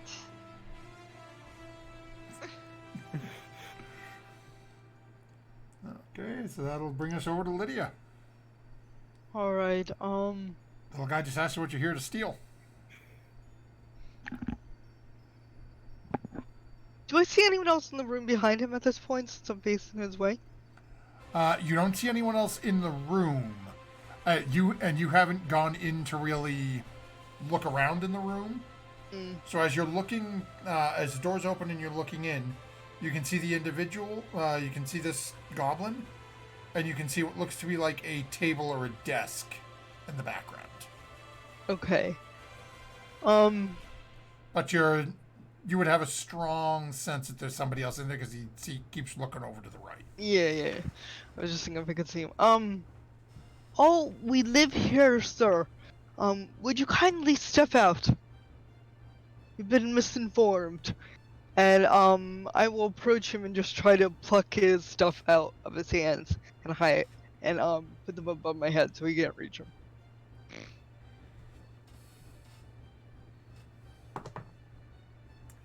Okay. He's going to try to hold on to him. Okay? So go ahead and we will call this a strength check here. Alright. I don't think this is going to go well for this poor little guy, but hey. That's not bad. So, 18. 16 plus 2. Ooh, You immediately pluck it out of his hands. okay. And you're now treated to. Just go. Go. And I'll kind of kick his butt a little, nudge him towards the door. Huh. Oh, okay. And We'll that's my see turn. whether or not he listens to you, and that brings us over to Furia. Alright, so can I make it to the area using my 35 feet of movement? Oh yeah, you're probably no more than about 10 feet from where this is happening at the office door at this point. Alright, how far away is the goblin that ran away? Okay, let me check their movement. Is he farther than 80 feet? From where you are now. Yeah, he's sitting somewhere around like the 85 to 90 foot range at this point. But again, if you move forward 10, 15 feet, you'd definitely be within that. Alright, because I would like to turn into a bear and run after the guy that ran out of the door. Because bears have faster movement than I do. Alrighty And then. if I bonus action bear and then action to dash, then I can run 80 feet after the little goblin. I would like to bonus action to bear. Alrighty then. Action bear. So as Furia starts, you've all seen it before. As Furia takes that couple of steps forward, and you watch as all of a sudden, Furia just starts to drop onto all fours, as this massive bear form erupts from within, and goes charging through the doorway, just barely sort of squeaking through your front door. Barely. Barely. And then I'll be here all night. all of folks. you hear screaming as it appears this poor little goblin who has decided to run away now realizes what is chasing him. I mean, we are kind of in the middle of nowhere. You gotta be careful of bears.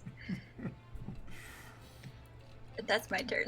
Okay, that brings I us over to remember Art. this version of Goldilocks. Very Canadian.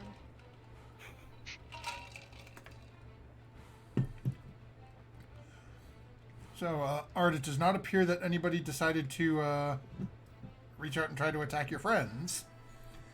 It looks like Lydia is trying to shoot somebody out the front door and is playing keep away with a rather crudely made short bow.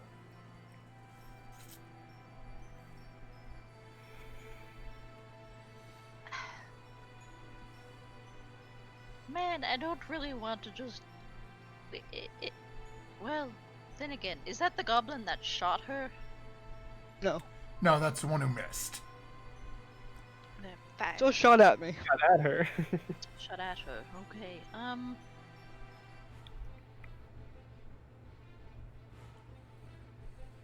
Yeah, why not? Let's just huck a magic missile at him and see if that'll get him out of here. Okay, so these automatically hit, so go ahead and roll some damage for me. Pop, pop. Rat-ta-ta.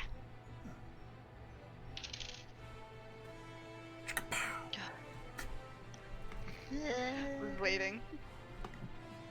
How many? 3. It's 3d4 plus. I don't cast a spell. 3. To,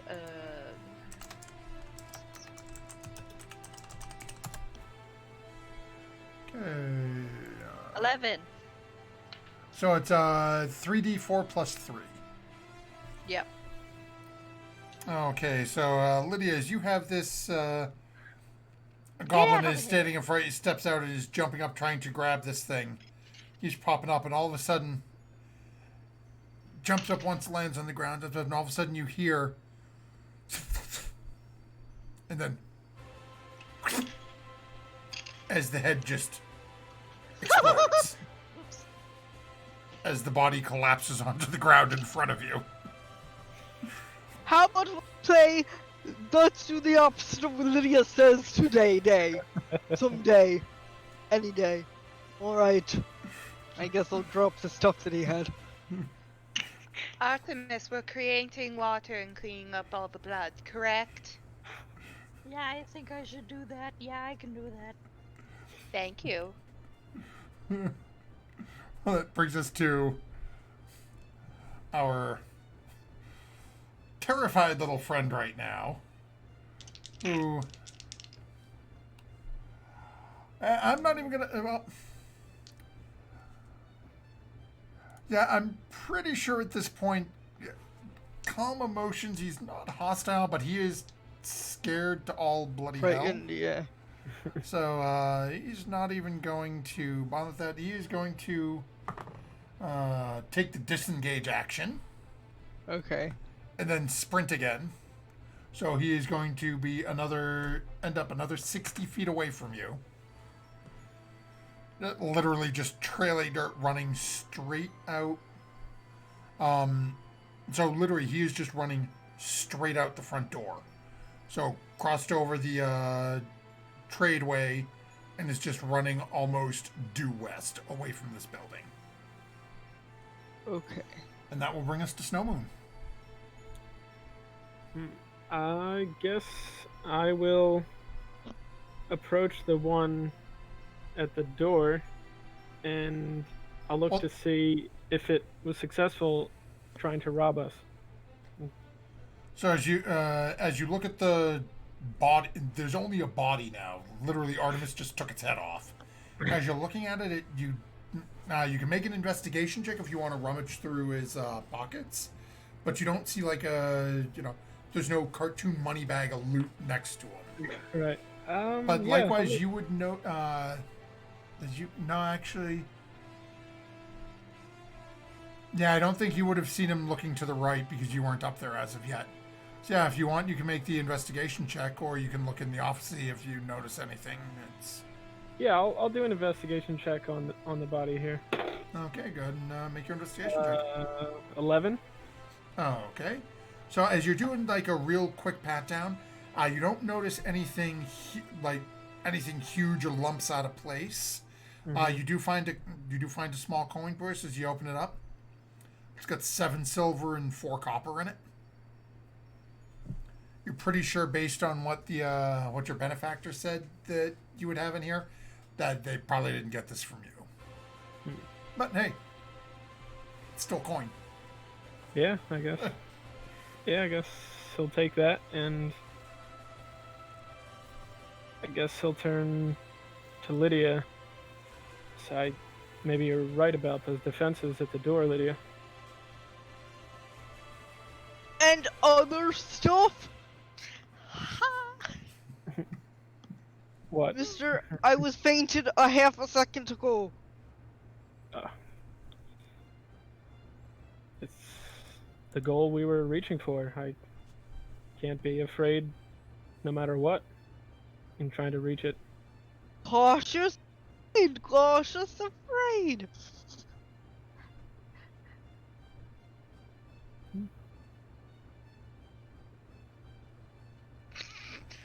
Maybe. Okay. So as you're rummaging through, anything else you'd be doing? I guess the one that's running away is like well out of my At this reach point, yeah, he's probably about 120 or 130 feet away from you at this point. Yeah, so yeah, it looks like Fury is giving chase though. Mm-hmm. Is it pursued by bear? If you will. Yes. Yeah, I guess that'll be my turn then. Okay, so that brings us to this individual. So let's see what they're gonna do. Let's check here. He's feeling good about this, so this individual is going to try to make an attack here. Okay, so Snow Moon, as you are the one closest to the door currently, does a I think that's definitely gonna hit. 23 hit you? Oh yeah, that'll hit. Okay. So jumping out from behind the desk is a rather diminutive individual, heavily wrapped in different colors of like different fabrics and marks. See a little splotch of red, dark greens, dark blue, just a little bit of everything wrapped around this individual. Jumps out and drives his sword into you. And he can actually make a couple of attacks. Let me roll the damage on the first one. As he was hit, and he manages to get a sneak attack on you. That is going to be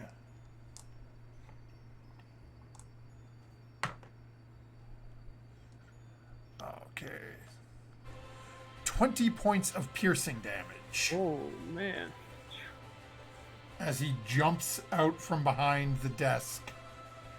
Then he gets to make 2 additional attacks. Oh shit. Those, unfortunately, as he has now revealed himself, he does not have advantage on.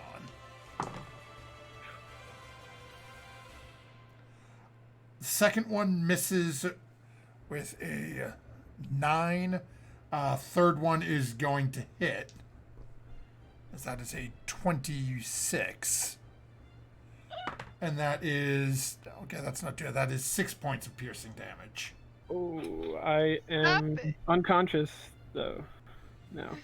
Okay, so as you fall to the ground unconscious, this individual takes off running. Now, Lydia, you are right near the doorway. Mm-hmm. They are passing you as they are making a dash for the front door. Okay. So if you want to take a swipe at them, you have the ability to. Yes. I don't think I've got any reactions. Like I can throw them. Just Okay. clothesline them. Yeah, that's what I want to do. Just stop them. But I will take a. If you want to take it, I'll say you can use your reaction attack to try to grab him. Okay, cool.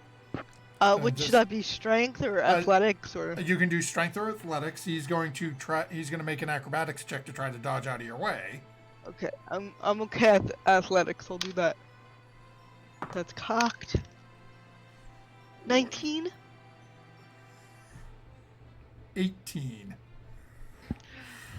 So as he is taking off running, you manage to grab onto him, and you manage to stop. So he's not grappled, Okay. but you have managed to stop. So he takes it takes him enough time to just sort of shake you loose that he burns the end of his movement. Okay. And now he is right in front of you, and that will end his go.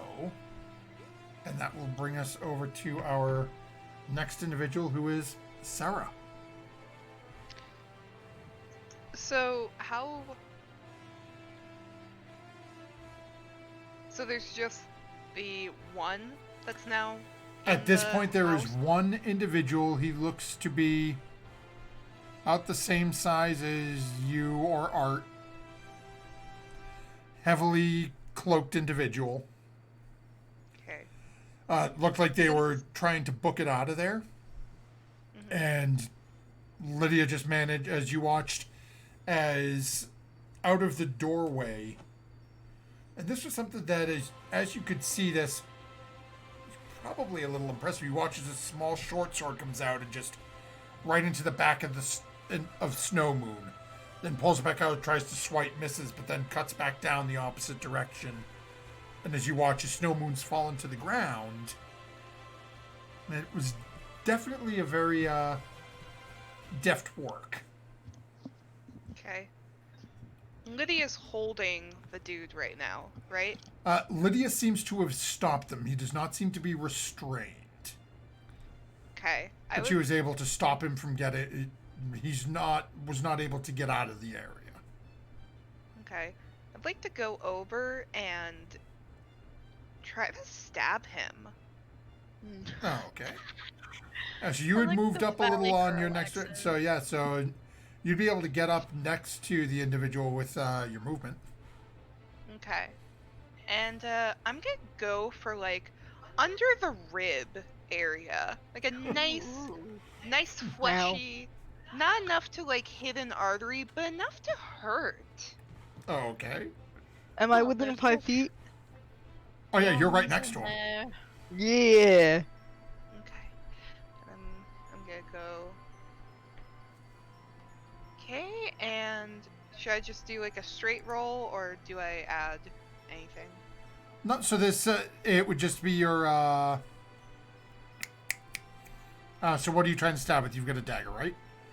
Yeah. So it'd be your dagger attack. So it would be a d20 plus your proficiency bonus, plus either your strength or dex, depending on which way you want to use it, because dagger's finesse. So for you, I'm assuming dex is probably better. Yes. Yeah, so it'd be a d20 So- plus your dex plus your proficiency bonus. So that's gonna be 23. Okay, yeah, so that's definitely going to hit him. And I'm gonna say, let's see how you like it. As I hit it into him. Okay. And then dagger is, so you're gonna roll a 1d4 plus your Dex. plus your dex. Thank you. Plus, sneak attack. Oh yeah, if I'm 5 feet? yeah, it depends on the rogue subclass. Give me a second. Okay, never mind. Pull up, Okay, well, it's a 5 plus 3, so that's an 8. no, okay. It can't be a 5. It's a d4. I was rolling a d6. I That's can't okay, we count. Granny needs her glasses.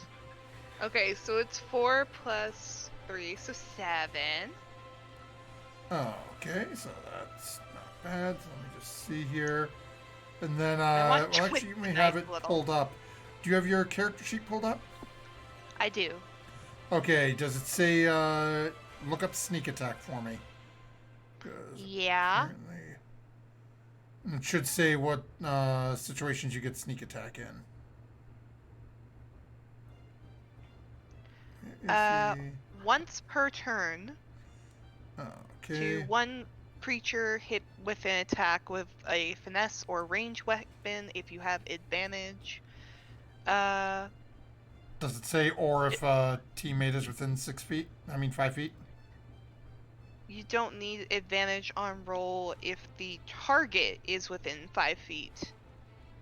Or if that Oh, if enemy- another enemy of the target is within 5 feet. Yeah, so Lydia is an enemy of the Yeah. target, so you get your sneak attack. So that is going to be your level, an additional 3d6. Okay. That's where So I was that's- getting the d6 from. Yeah. Okay, so we have Okay. 7 already. Now we So have 7 3d6. plus 6 plus 6 plus 1. Okay. So 7 plus 13, so that's 20. So as I said, face definitely turns very quickly to look at you. And you watch as there's just a little bit of a the eyes get a little wide as they turn and face you. Do I recognize them? Go ahead and make a We'll call this an intelligence check.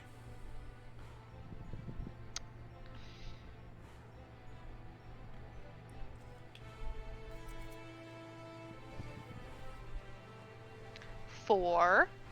Nope. Okay. Okay, so that'll bring us over to Lydia. I'm gonna. What should I do? Should I hit him? I will use Cool. Snow Hold Person, which is a Wisdom 15 save. Okay, so you're doing hold person? Yup. Okay, so let's see. That's a wisdom save. Ooh, that's a 14 on the die. I think he's going to make that one. Let's see here. Wisdom. It's a 14. He fails. Yes. He is paralyzed. Okay.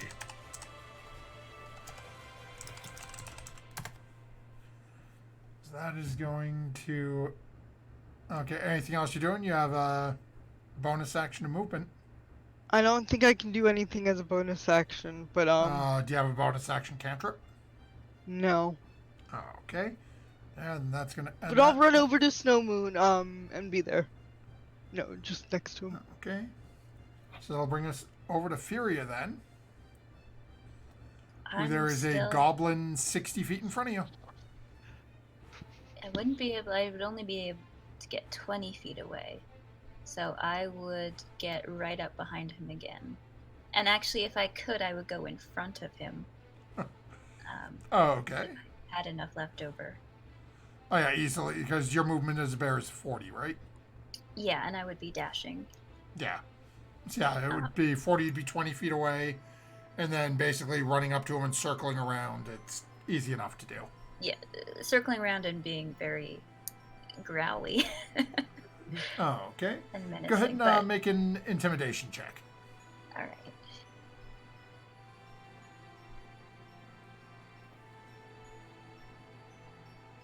Oh, we lost a Sigma now. 16. Okay. Gonna go to general chat. Call. Okay, so we'll see how that goes out on his go. And that'll bring us over to Art then.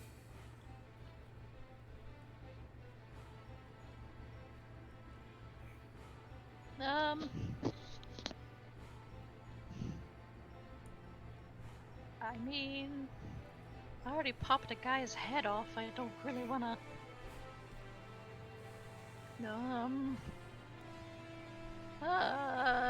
If you'd like to help Granny.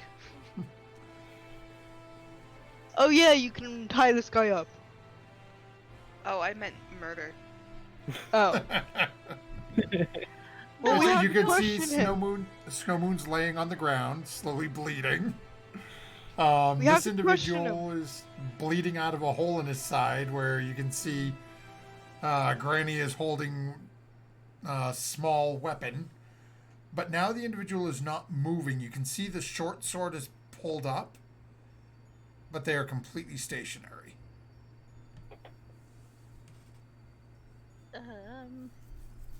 I'll try to stabilize Snow Moon. Oh, okay. Well, did you move up on your last sword, or did you stay where you were when you fired off the magic missile? I stayed where I am. I don't know if I'll be able to reach him. You wouldn't be able to reach him. You can dash and get up next to him, but you wouldn't be able to stabilize him until your next turn. I'll get up to him. Okay. I need some heals. So that'll bring us. Why are you looking at me? Plat, plat, Okay, plat, so- plat. That brings us back over to the goblin, who had been running full tilt and now has a bear growling in its face. Yeah, it literally, this version sort of skids and screams seeing you all of a sudden in front of it. Soils itself and is then going to disengage and turn and sprint the other way back towards the building. So it's literally, it's just, it doesn't know if it's coming or going at this point, but now it is running 60 feet back towards the building. I mean, it went, but I don't think like. Oh boy. Bear that'll bring us Fury to- is just like, come on, I just wanted you to stop. It's just a bear. Oh wait, I'm a bear. Just more growling. And that brings us to Snow Moon, who I need a death save from. 15. Okay, so that is one success. That brings us to our robed individual, who is currently held, so he can't do anything. But it actually, just a second here. I don't like that.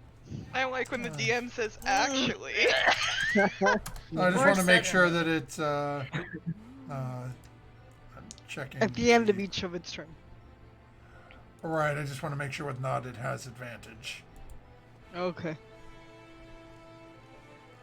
Advantage to stab. Okay, nope. That's only. Why do I have two in my hand then? Stop jumping. Okay, the so gun. that is. Oh, and that's wisdom, right? Right. Okay, so now that is a 10, so it is still paralyzed. And that will bring us over to Sarah. I'm gonna twist the knife a little. Oh. Okay. So go ahead and make your attack roll. He is paralyzed, so you do have advantage on it. Sweet.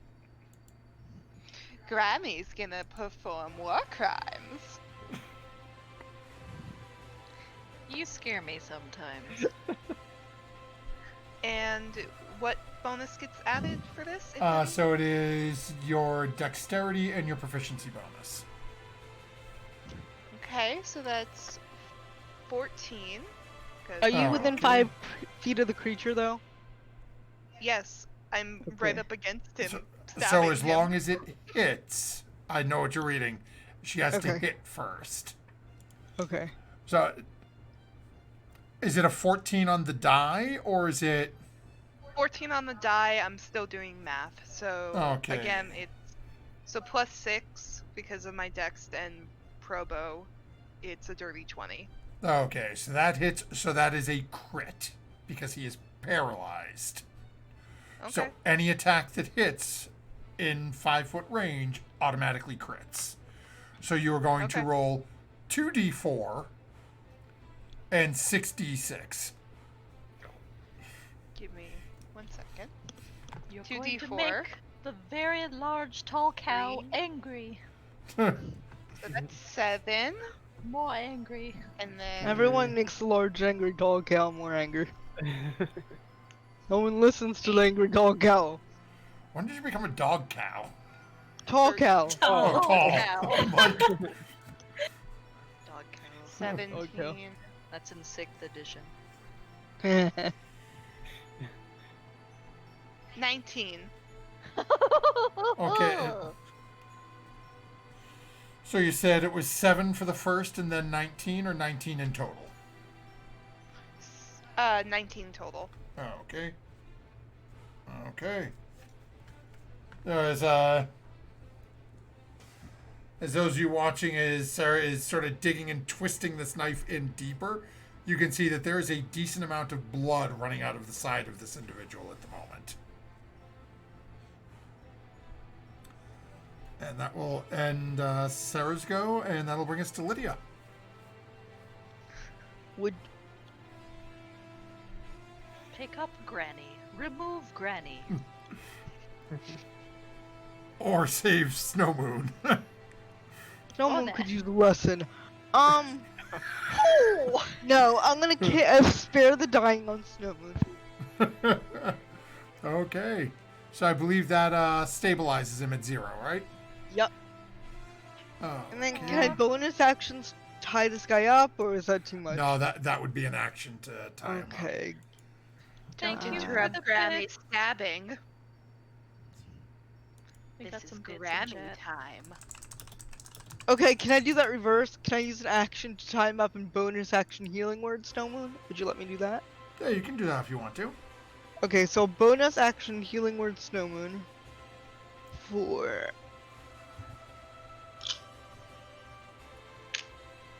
6 points of healing damage. Oh, okay. So, Snow Moon, your eyes pop open as you are feel the slight tingle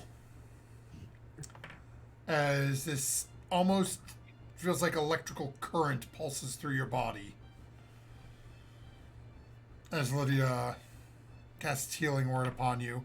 And Lydia, go ahead and make we'll call this a sleight of hand check or a straight dexterity check to see how well you tie this individual up. And we'll say you do have advantage on this check as currently they are unable to resist in any way, shape, or form. 13. With advantage? Is it 13? Yes. Yes. Okay. So they're immobile, but you know, I think you did a pretty good job. Cool. Okay, and that'll bring us over to Furia. Where you have a Chasing the goblin goblin 60 feet back Oh, towards okay. the. So at this point, now you can overtake this goblin by dashing. So are you going back in front of him, staying right behind him? At this point, he's going to be about 60 feet away from the front of the building. What I would really like to do is just sort of pick him up by the back of the shirt, but I think that would be an action, right? Yeah, it would be an action to try to grab him. Right. So I would go back around in front of him and hope that he just sort of moves back and forth. Like a sheepdog. Like, Yeah, sheep bear. I just want him to stop Also wouldn't moving succeed. altogether. But I don't want to hurt him. So that's what I'm gonna do. Just move Okay, back so in you're front of him. back in front. Let's see, we're gonna use you run in front of him. Okay. We'll see how that plays out in just a moment. And then that brings us over to Art. You are now right up in the thick of things. You can see Furia is sort of trying to wrap this rope around this, you know. Lydia. I'll give myself credit. It's 11:03. It took me almost the entire evening before I screwed it up. Good job. Lydia is trying to wrap up this individual who is still completely immobile. As you watch, as Sarah is still in there, even as Lydia is wrapping rope around it, is just still digging that knife and twisting it. You can see Snow Moon's eyes are now open.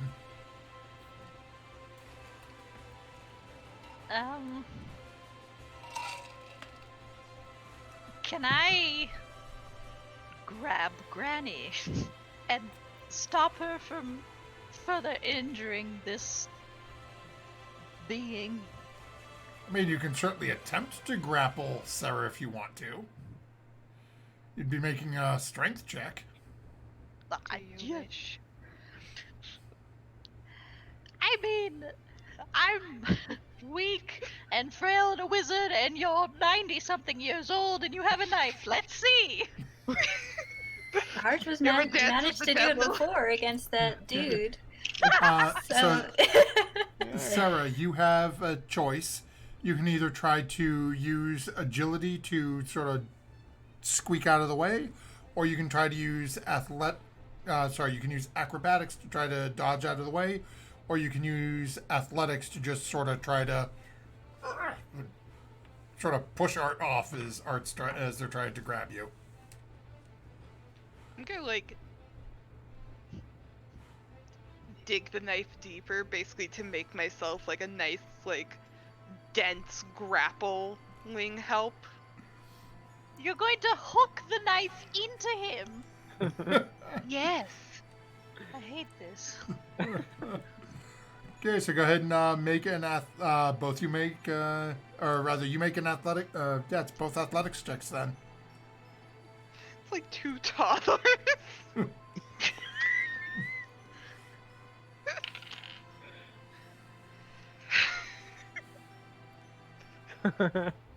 What did you get, babe? 9. 12. But what are your modifiers? Might matter. 0. Oh, My modifier was -1. I rolled a 13. okay. So as It is like toddlers. Art, as you come up behind and you sort of grab around and start trying to pull Sarah back, all of a sudden you watch as the hand just sort of tweaks the knife a little bit, and as you're pulling, you hear come from this immobile individual, and you just sort of let go and just hearing Miss, what I little air this appreciate your person could push through. I appreciate your enthusiasm and what you're trying to do.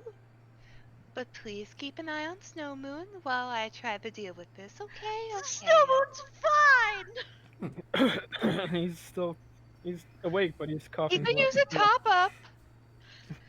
I can't do that. I'm bad. I'm bad at magic.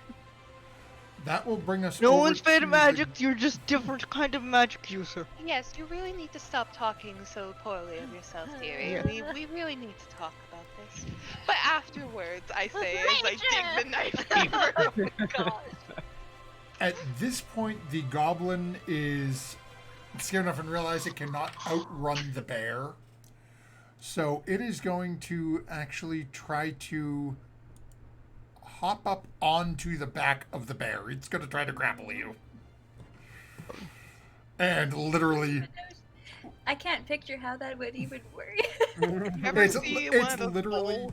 he, at this point, as you run around and are back in front of him again, just looks up and is literally just going to try to scramble up the side of the bear and basically grab Just on. hold on for dear life. Like, Yeah, Okay.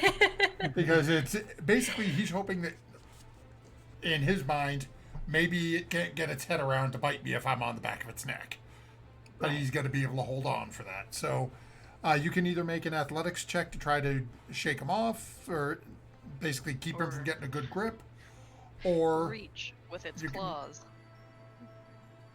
or make a acrobatics check to try to dodge out of the way.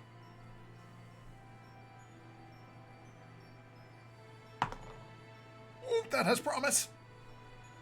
Well, I got a 10. Little guy is bear riding. That is a Oh. 16 on the die, so -1 is 15.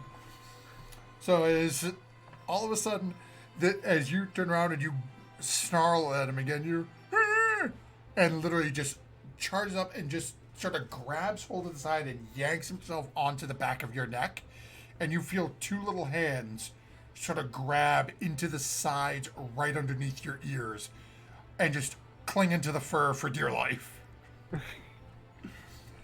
That's All gonna right. end, and that's gonna end his go. And that'll bring us to Snow Moon. All right. Your eyes are open. You can see this strange individual who has a sword, still has a sword in their hand. He's currently mostly tied up. The sword has blood dripping off it. So still coughing blood, he'll stagger to his feet, get up, and first thing I'm gonna do is bonus action fighting spirit. So that gives me advantage on weapon attacks, but it also You gives don't need me it. 5 Oh. temporary hit points, which is really why I'm Because using it. one Okay. And so, yeah, now I look at this individual. Can I tell that he's been paralyzed, or I just see that he's tied up? He is completely motionless. Fury, bloody hell, Lydia, have you ever cast Hold Person before? I can't remember. I think so. I think Yeah, so so I thi- once. Yeah, I think I think Lydia's done it before, so you've probably seen this happen before. Okay, And even you though know I it makes just kinda it a little easier to take a chunk out of somebody if they can't move and dodge. So We need to question them. do you really think he has any valuable information that we can get Can from just him? see why he's here, and then you can kill him. They're here to steal, weren't But they? who told them that our house was all the way out here? That is true. We're out because on the front door. Alright, yes, alright, I think you're right. I'm sorry I popped one. I'll just kind of like... I'll like hit it like with my arm and like push it and say, "You, can you speak?" No, you're paralyzed. Can you help me wrap a rope around him? I guess. Perhaps move the sword away as well. Also watch your fingers. I'm in the middle of something. Creepy. Wrap Yeah, I rope guess- around him. If his sword is still like within reach. It's literally, it's still in his hand. No one's taking Oh, it out. in his hand. Alright, so I will take it from his hand. Okay, go ahead and make a strength check. Okay. As he's paralyzed holding it. A 12. Oh yeah, he rolled a. I gave him disadvantage to hold it because he's paralyzed. It's a 5. So yeah, you easily able to pull the short sword out of his hand. Alright, so I'll pull it out of his hands and I'll throw it against the wall. And I'll just stand there, like, with my eyes locked on him. And that'll be my turn. Okay. Thank you, Snowman. And Snow Moon's turn, so that brings us to this individual. So again, he's still paralyzed, so he's gonna make his attempt to beat it. That's a 15. That meets it. No, I was asking your DC. You rolled a Oh 13. yeah. He is still paralyzed at a 13. Okay. That brings us to Sarah.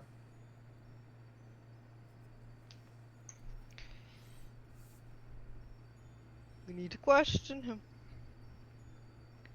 How are you feeling, Snow Moon? I'm alive. I'm fine. Not I'll to make him. you some tea later. It will be very refreshing. Now's not the time for that. Which hand was the guy holding the sword in?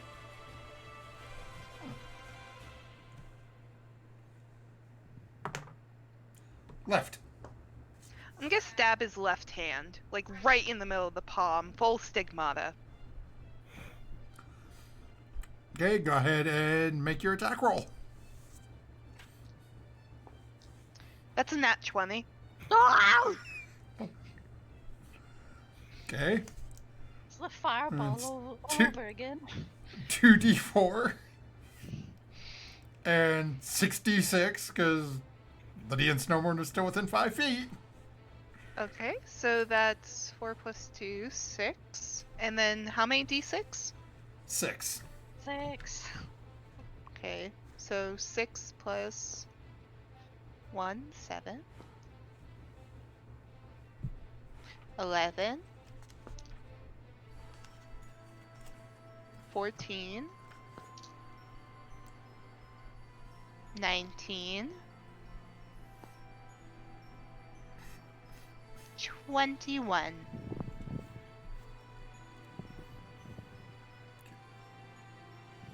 I think you added wrong. Did I? Did I miss 1? 4. Wait. No, never mind. I'm counting Okay. wrong. Okay. As you, as those of you in the room watch, as Sarah drives the dagger through this individual's left hand, it literally comes out the other side, and you watch as he is now starting to, blood is starting to trickle out of this individual's mouth. As you're Yeah, starting to take see my- some of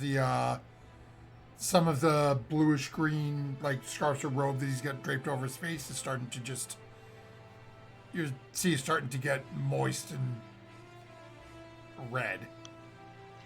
Now I'm done.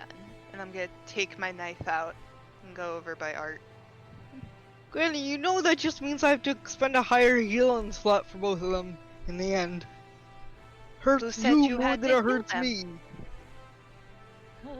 You don't have to heal them if we're So going they don't bleed to. out while questioning. Then only do it a little bit. You don't have to do a full top up. It still hurts you guys more than it hurts me. We're taking a Unfortunately. long rest later. It's okay. I don't know if I have any healing spells left. Let me see. I've got like 2 first level spells. And that actually brings us to Lydia, as you two are having this conversation. So the guy looks bad, but he's still alive. He's still alive. He still seems to be breathing. It's just he's definitely looking worse for wear. You don't think he can take much more. But exactly how much more is hard to say. He's very heavily cloaked. And again, most of the damage that's been done to him was done after he was paralyzed and was really done by one person repeatedly driving and twisting a knife in one location. It's not like when people have messed up Snow Moon or the rest of you before, where it's been like broad hacks across a body where you can see like gashes on the face. This is no, he can't move, and Sarah's just digging that knife into a kidney and butchering internal organs. Internal bleeding's no big deal. Blood's supposed to be on the inside. Oh my gosh.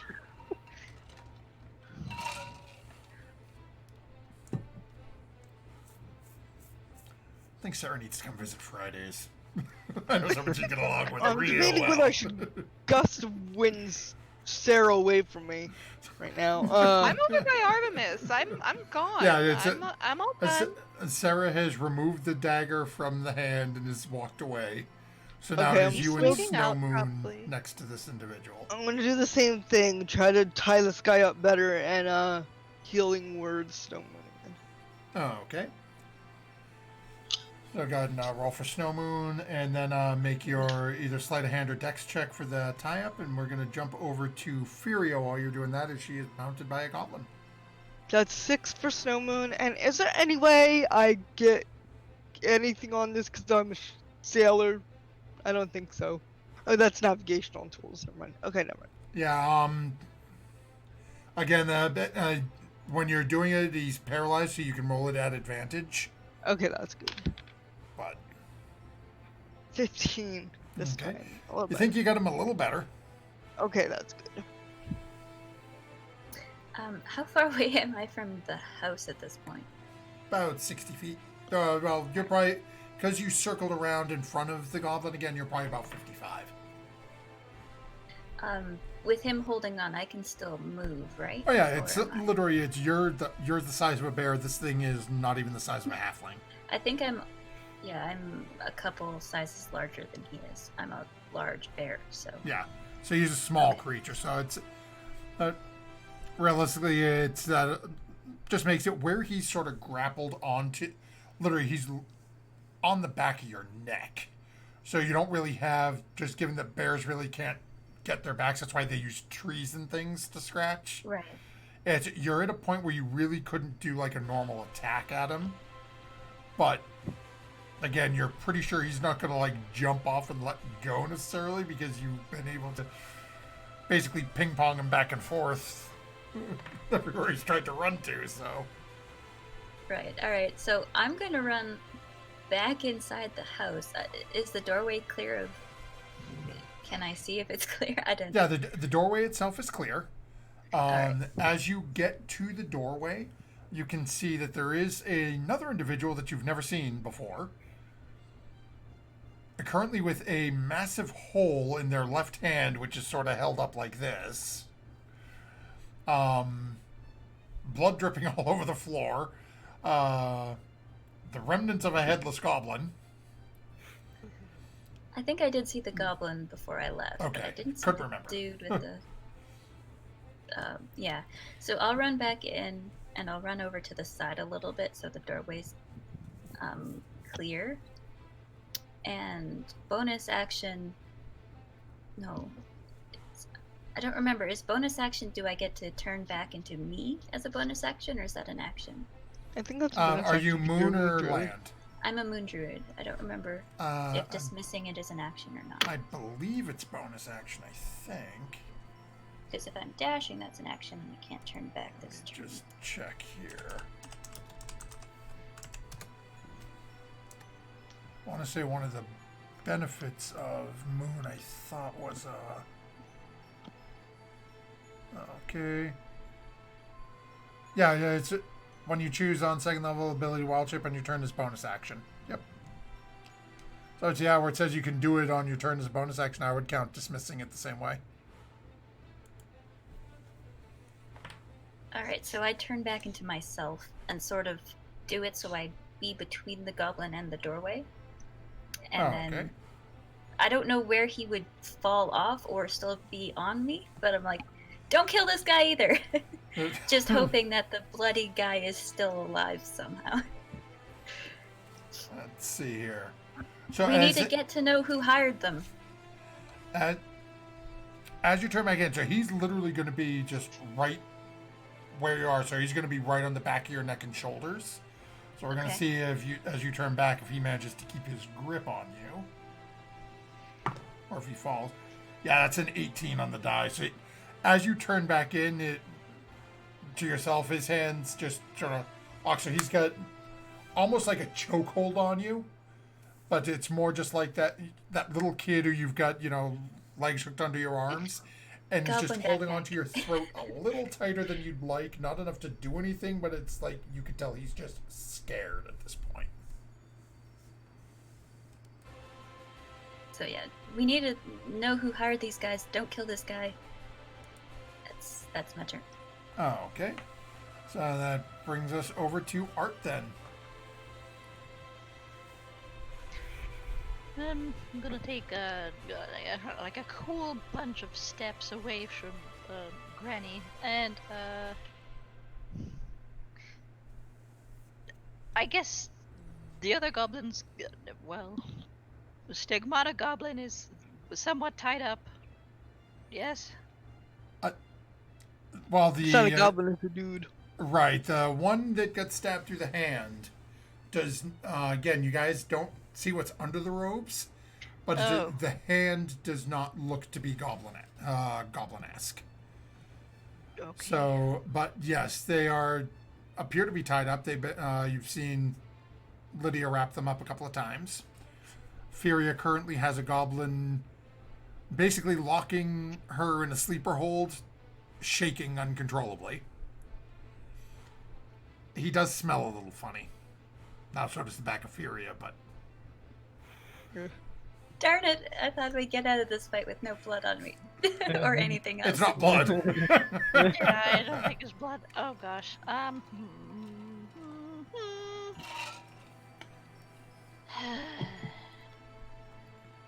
Do we need both of them alive? Yes? Dang it. Can I do non-lethal damage with a magic missile? Sure, I'll say why not. Okay! Which one are you magic missiling? Pee-pee poo-poo on the bear. Okay. So that is going to be 3d4 plus 3, assuming you're doing first level again. Yep.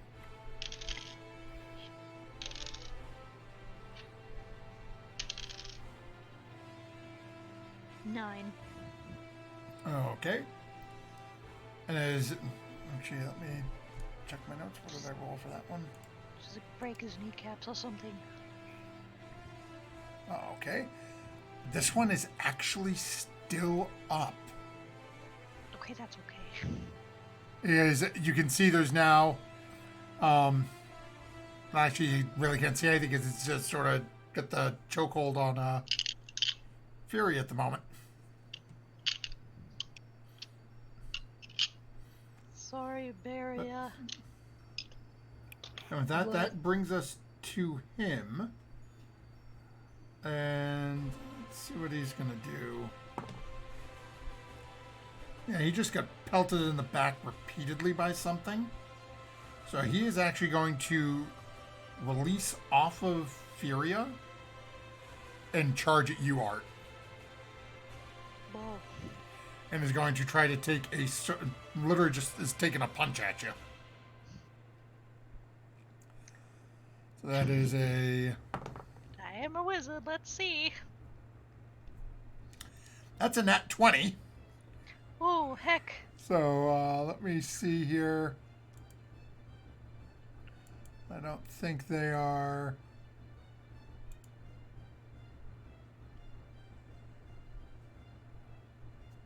So you know what? They are not proficient in it. So given it is a nat 20, I'm just going to give him a single d4 as his damage roll for that. Okay, so that is 3 points of bludgeoning damage. Oh, yeah. Okay, that's all right. As he comes charging over you. She said not to kill me! Just comes charging over and swims.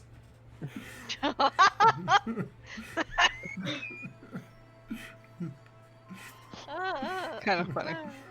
It's And something about that just like slap sound that Yeah. just gets me. And that brings us to Snow Moon. As you watch as this goblin just got pelted in the back and is... Mhm. You can tell this goblin has just been... literally just got wrecked by Art.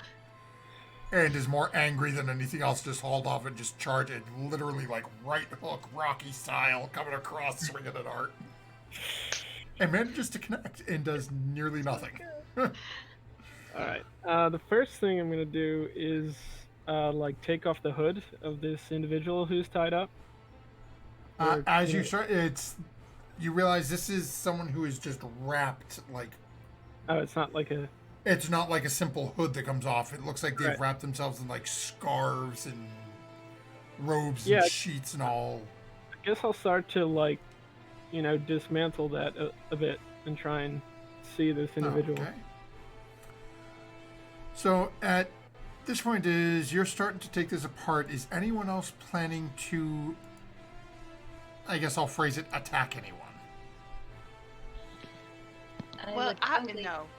end up attempting a hold person on the other goblin and tying them up after that. Yeah, I was going to. Okay. After I'm done with this, I was gonna move towards that goblin myself. Actually. Okay, so if you're trying a hold person on that one, I'm just gonna make that roll quick.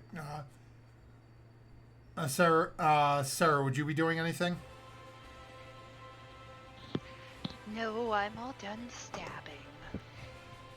Okay. What's the DC on your hold person, Furia? 14. Okay, and that's wisdom. So yeah, that individual fails that one as well. So they are frozen, like half hunched over, arm hanging down, just in front of Artemis. So I will take us out of initiative. And as Snow Moon is starting to unravel the hood of this individual,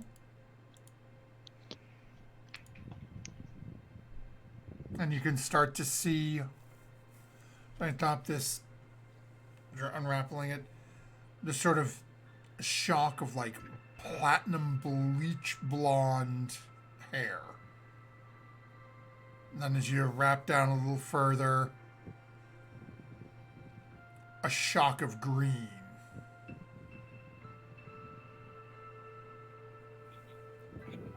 And as you continue to start unwrapping down, you see on the forehead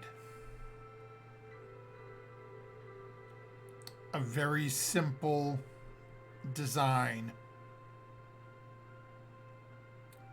of 4 straight vertical lines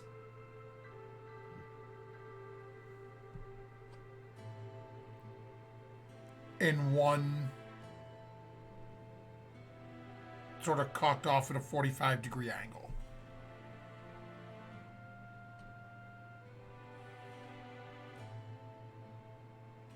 looks to be burnt or branded into this individual's forehead.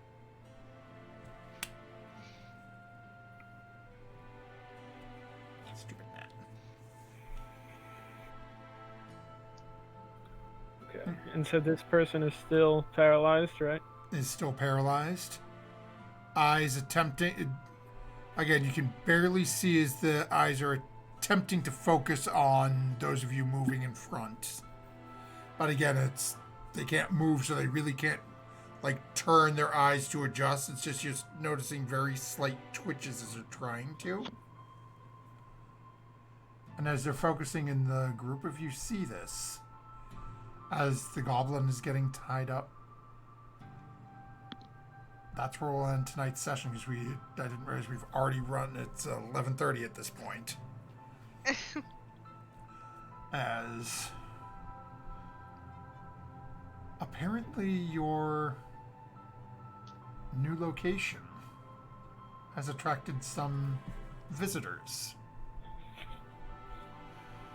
One of whom's brain is currently splattered across the floor. Because for those of you who, I don't know if I've mentioned this recently on stream, but I've mentioned to my players before. Whenever I set up an encounter, I roll the hit dice for each one of them. So you could have a goblin whose hit die is 2d6 for a regular goblin minion. One of them might have 2 or 3 or 4 hit points, while the other might have 10. So when the one with 2 hit points gets hit by a magic missile that does 11, it goes pop like a pimple. When the one that has 11 gets hit by 10, he manages to somehow hang on to, try to Rocky Balboa our wizard. Didn't do too well, but hey. So we will be back next week as our party sounds like going to perform some minor first aid on this strange branded halfling with the multicolored hair who is currently trying to rob them. Looking for information on who sent them, why are they here? How did you get into our home? How'd you know where our home was? But before we disappear, it comes time to decide for our Nat 20 for next week.